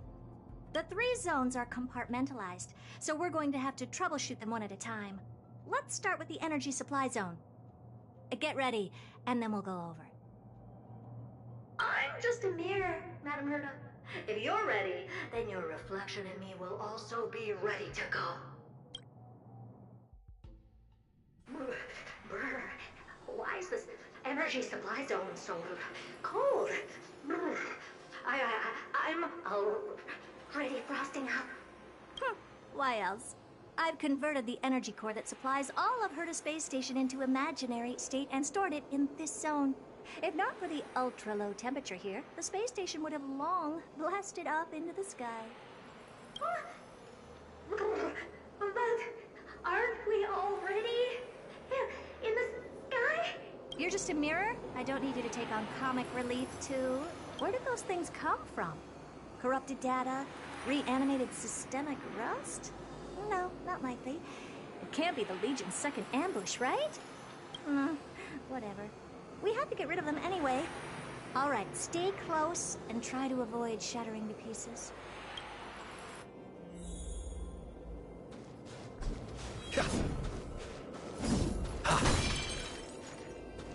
Will of preservation.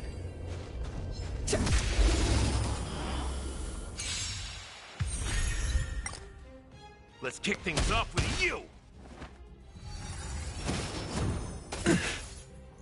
Eternal melody will be swept away by the wind of time. Sink into insanity. With this divine power, I extract the world's purity to reforge all things!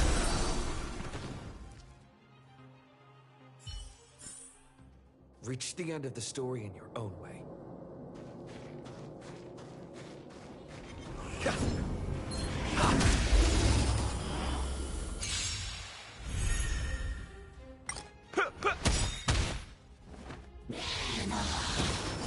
Enjoying yourself? All things are as one. Straight to the soul. Indestructible.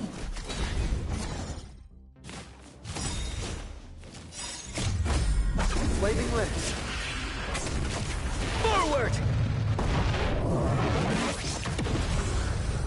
Let's kick things off with you! You'll do. With this divine power, I extract the world's purity to reforge all things!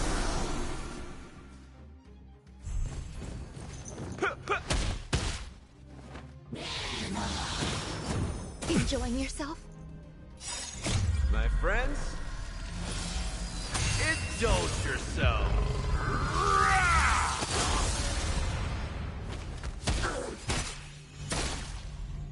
Pay attention. We'll be swept away by the wind of time. Sink into insanity.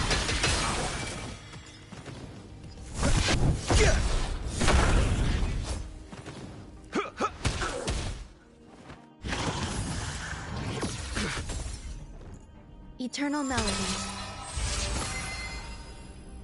Straight to the soul.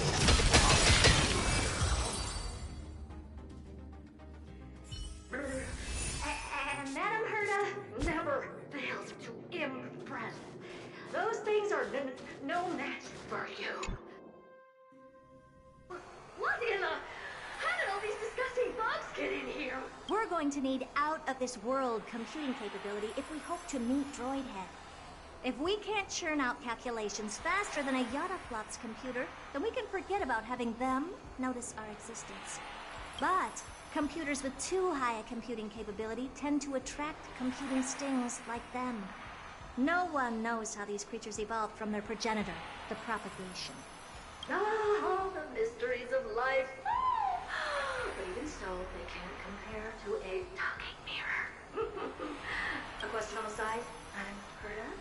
You have these powerful supercomputers and what are they normally programmed to calculate? Is that important?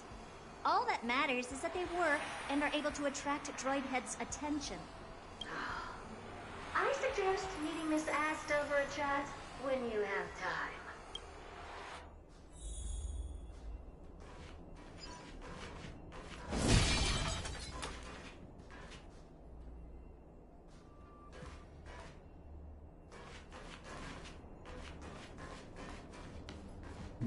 Will preservation!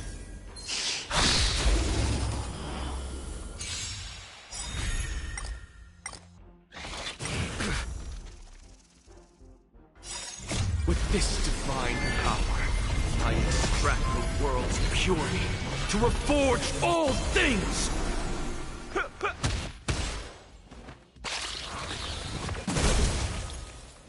All things are as one. Sink into insanity.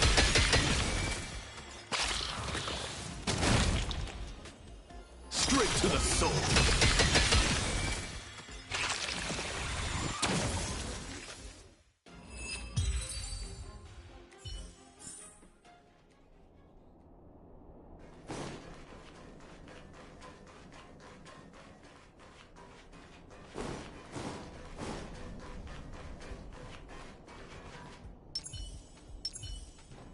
Watch this magic trick.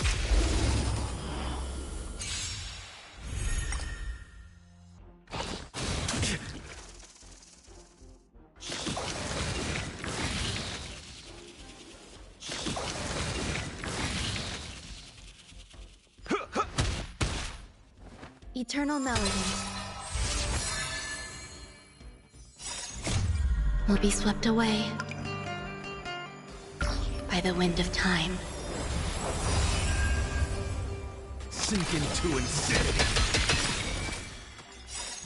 With this divine power, I extract the world's purity to reforge all things!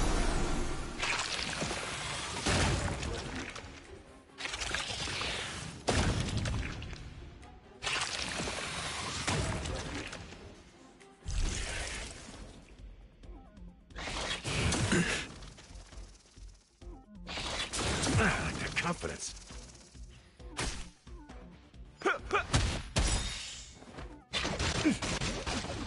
Pay attention. Straight to the soul. Defend the weak. Flaming lens. Forward!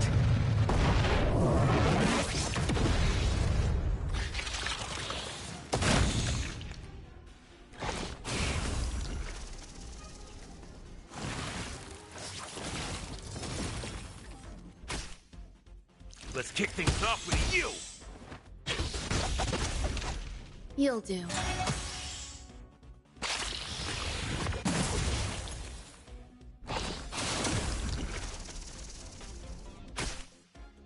Sink into insanity!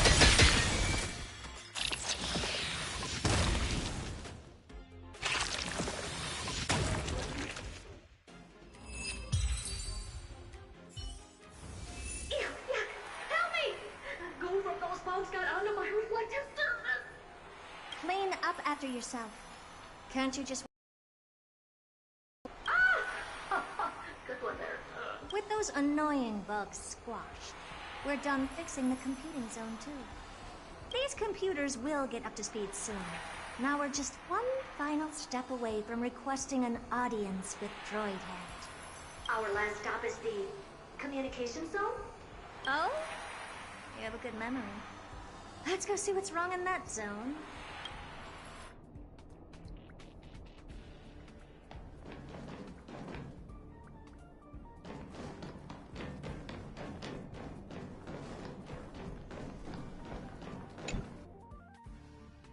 What's all this? I didn't think your puppets would be in here too, Madam Herda. Unsurprisingly, the communication zone is where a bridge for communication will be formed between Droidhead and the space station. Aggregating the path energy of the erudition, then firing a bond at the Eon. This is as good as tapping someone on the shoulder who's sure to turn back to look at you. Alas, our work is never this simple. Putting aside all that onerous legwork, a single glance from Droidhead could vaporize the entire space station if we're ill-prepared. I see. So letting the space station go into hibernation is a protective measure of sorts.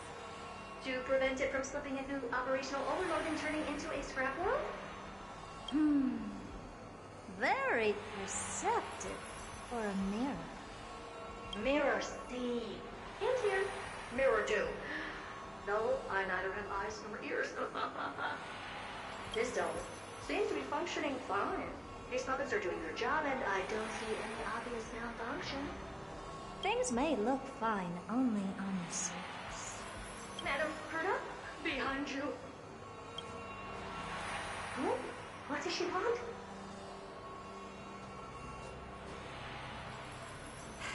Let me take a look.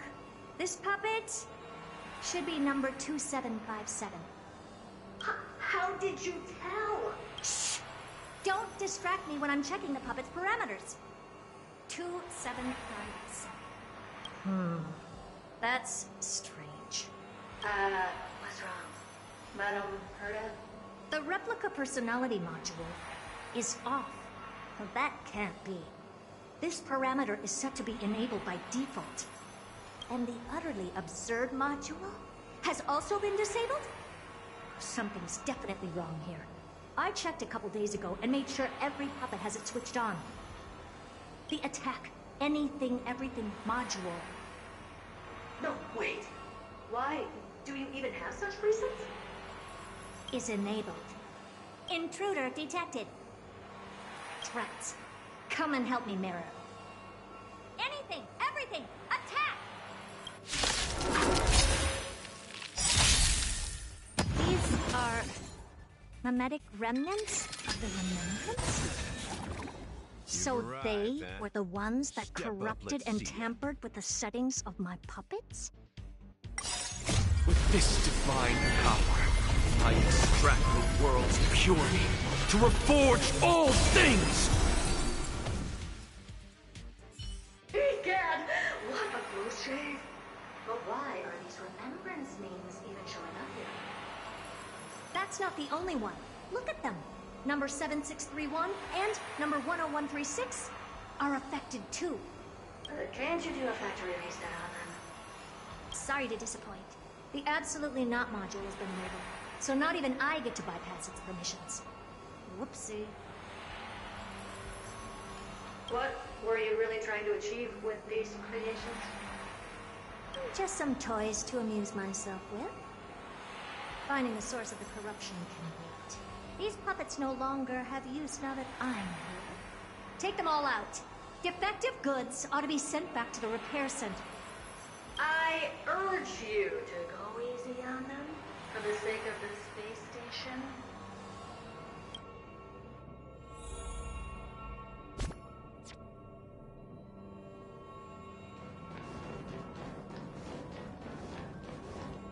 I'm not built for this. You go ahead if you wish to engage.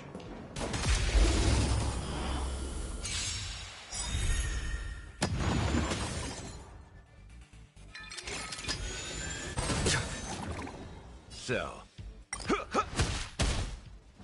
Eternal melody will be swept away by the wind of time. Sink into insanity.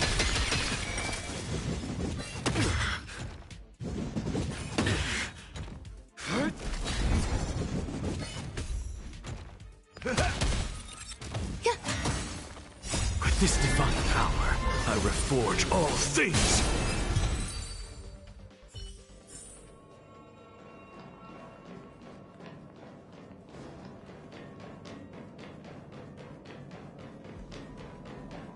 Watch this magic trick.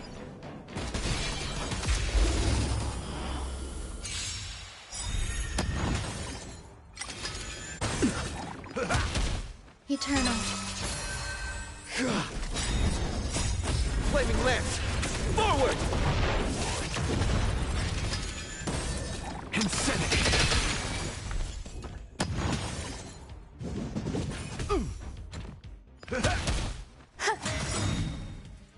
All will be swept away by the wind.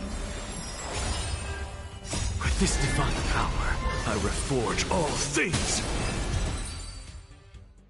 They're completely battered, save for their head. Well, never strike someone in the face. The same goes for puppets. I'm picking up signals from more puppets somewhere further in. Let's go take a look.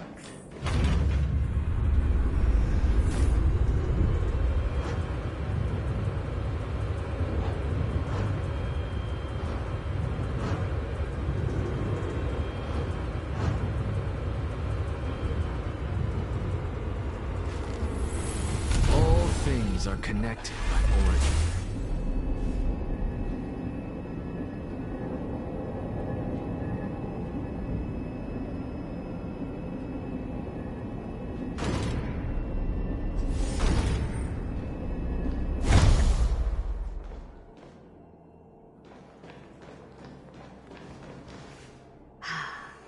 Number 0988. The pride of my creations. Should I even be curious? Puppets before her were all as dull as brick walls, mundane and uninspired. I distinctly recall number 0988 being the first puppet I imbued with a magical surprise.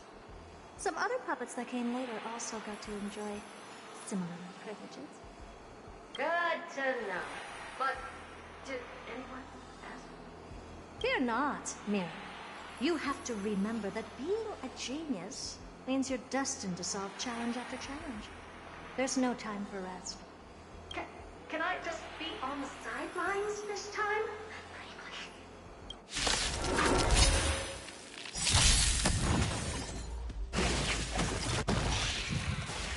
Not a scratch.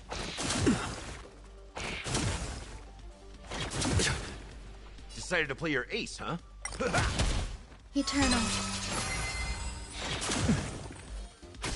To the soul.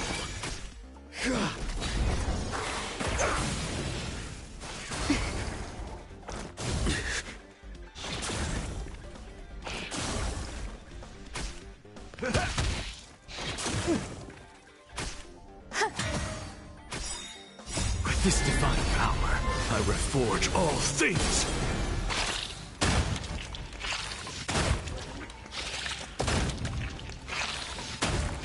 Insanity!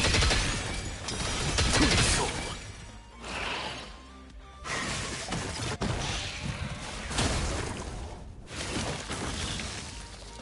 I like that confidence. Flaming lance! Forward!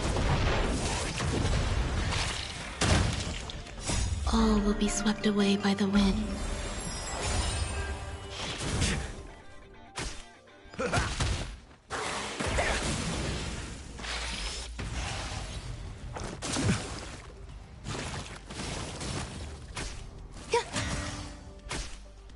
My friends? Indulge yourselves! Insanity! With this divine power, I reforge all things! It ain't over.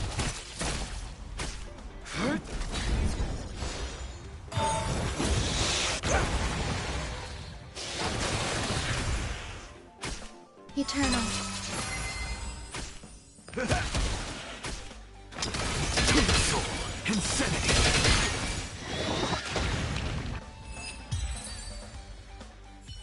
That was close. I almost shattered. Don't be melodramatic. Working even a single brain cell of mine to take out foes like her is an outright waste of my smarts. I take it we've taken care of the problems in all 3 zones? Does that mean? Not yet. There's something else we need to deal with. It seems we've had a little tag-along all this while. You've got quite the sharp eye, Madam. Would you like us to help? Sure. Go ahead and summon the whole team, Fourth Mirror.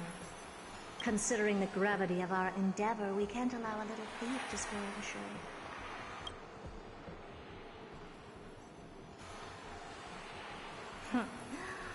Parasite of the remembrance. Do you truly think your atrocious disguise can outwit the keen sight of a genius like myself? Once you're reflected in my mirrors.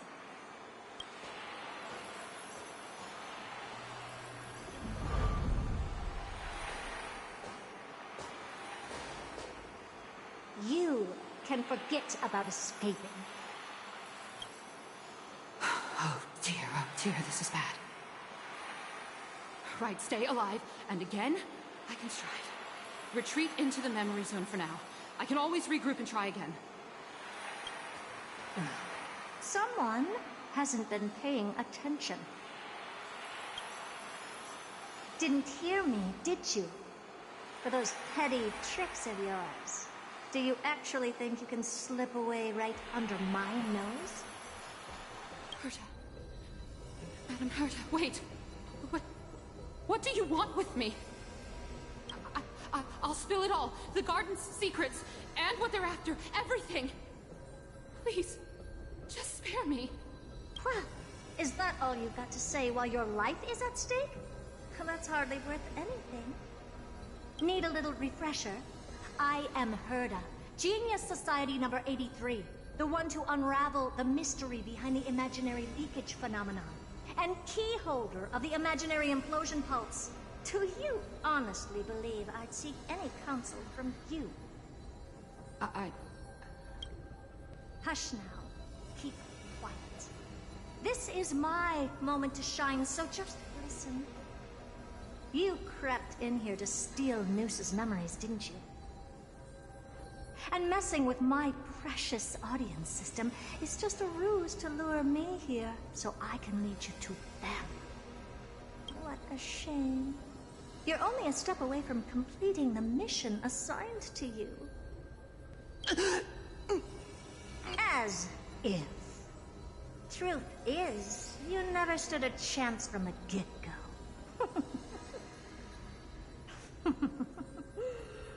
Think I only have Fourth Mirror following me around? Oh, then you've let your guard down. Because her siblings have long been watching your every move. Now, let me think. What kind of punishment should I subject a brazen thief like you to?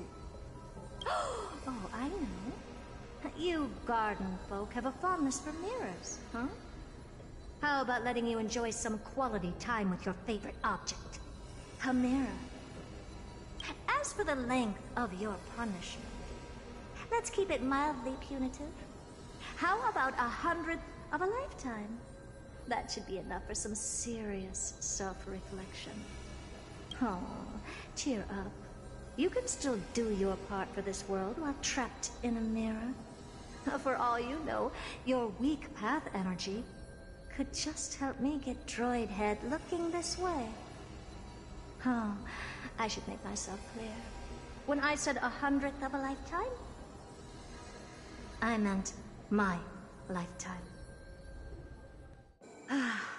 At long last, we can finally be at ease now that we've nipped those problems in the bud. This is yummy. Well, cut that out! Those weird noises make me seem like I got a few screws loose. Put that little thief to sleep for now. We can decide her fate later. Oh, sweet and venerable Madam Herta, when did your heart turn this tender? The audience system has been rebooted. This is finally it. After all that I have done to reach you, Droid Head, you better not snub me.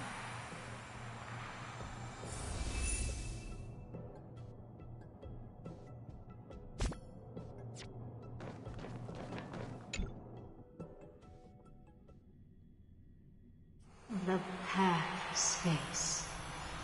This isn't a figment of the simulated universe, but a perfectly tangible and accessible space. Right. Now's not the time to wallow in this doubt. Droid Head, will you answer me?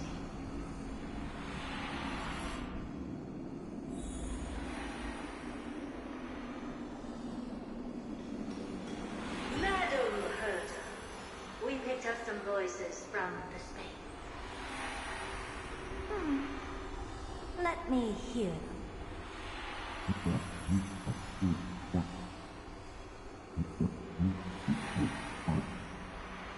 Is this binary arithmetic? Could it be Droid Head?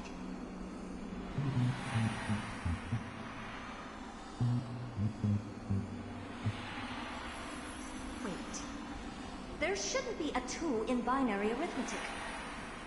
Is this some kind of prank?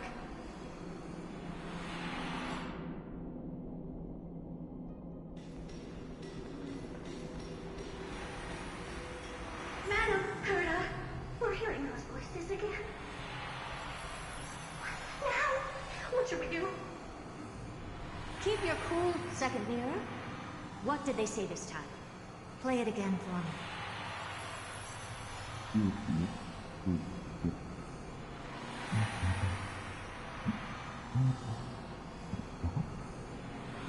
Door locked?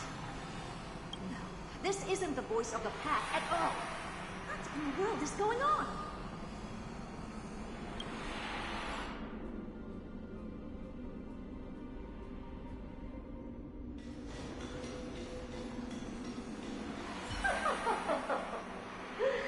Madam Herta, those lads outside seem to be discussing something interesting. Want to listen in on them? Third mirror, stop that nightmarish cackle. It's giving me goosebumps. Wait, did you say those lads outside? Could it be? Why don't you listen for yourself?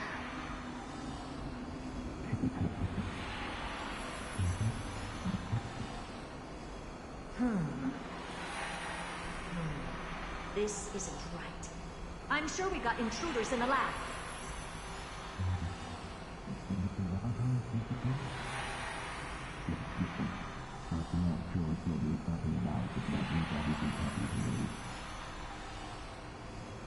Wait! Stop! Whatever you're about to do... No, don't even think about it. Whoever you are, you better not interrupt me right now. I must continue forward. Just a few more steps and I'll be able to see Droid Head.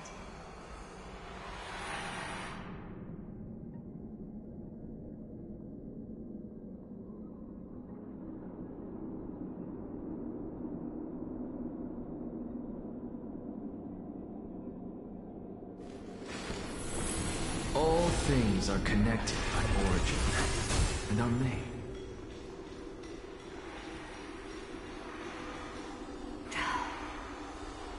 Is something wrong, Madam Herta? No, it's nothing.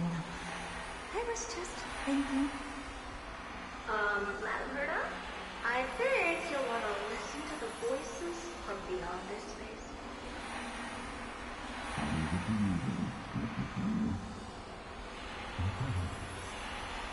Wait, what are they up to?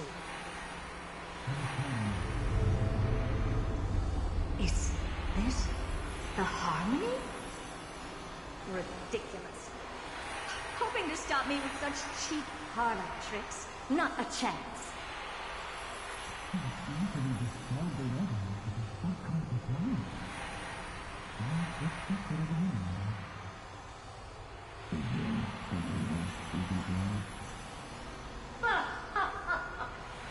Presumptuous fellows. Who are you to interrupt Madam Herta's experiment? Let's ignore them and keep going. We haven't seen news yet.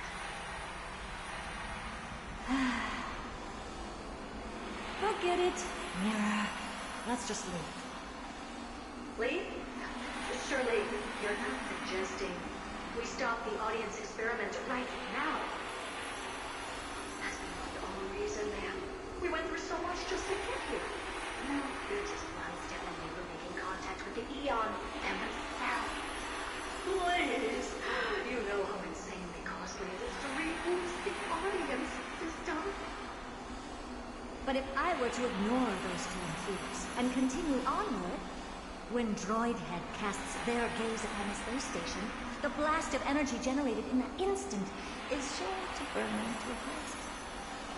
Experiments can always be repeated, but humans cannot be brought back to life. Oh,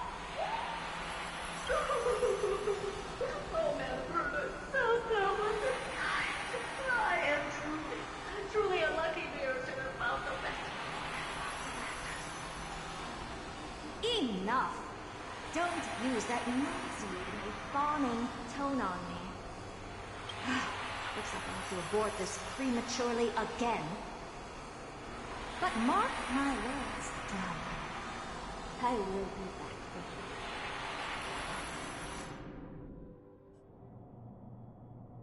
you. Madam Herta? You're finally awake. You two? Oh. My plan is ruined. And it's all thanks to you. Your plan? My sincerest apologies, Madam Herta. We weren't aware this was a part of your plan. The space station was in complete darkness when we arrived, so Sunday and I assumed something bad had happened. We continued further into the space station, hoping to find the cause of the blackout, and that's when we chanced upon your actual self. How did you get in? The door wasn't locked. All right, fine. I am a person of reason, after all. You're not to blame for this. I am familiar with Mr. Yang of the Astral Express. But the one next to you? Looks like Madam Herta doesn't pay much attention to cosmic news. Please pardon my manners. It is unbecoming of me to forget the most basic of courtesies amid all that has happened. My name is Sunday, and I'm just a passenger of the Express. And this, unremarkable passenger happens to be a Harmony Pathstrider?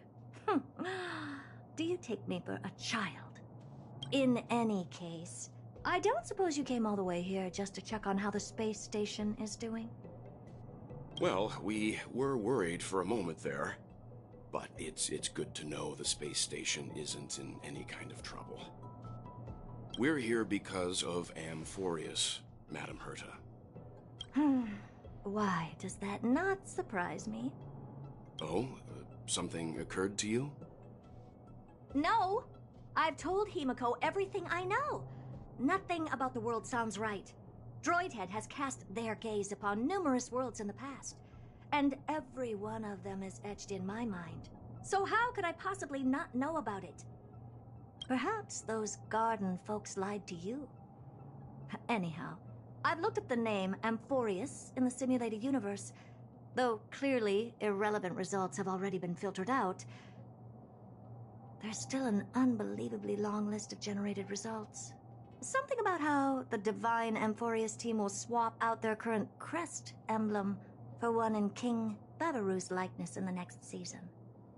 I hope that can be of some help to you. We may as well take a look at it. I still don't get it, though. Didn't the Astral Express already depart some time ago?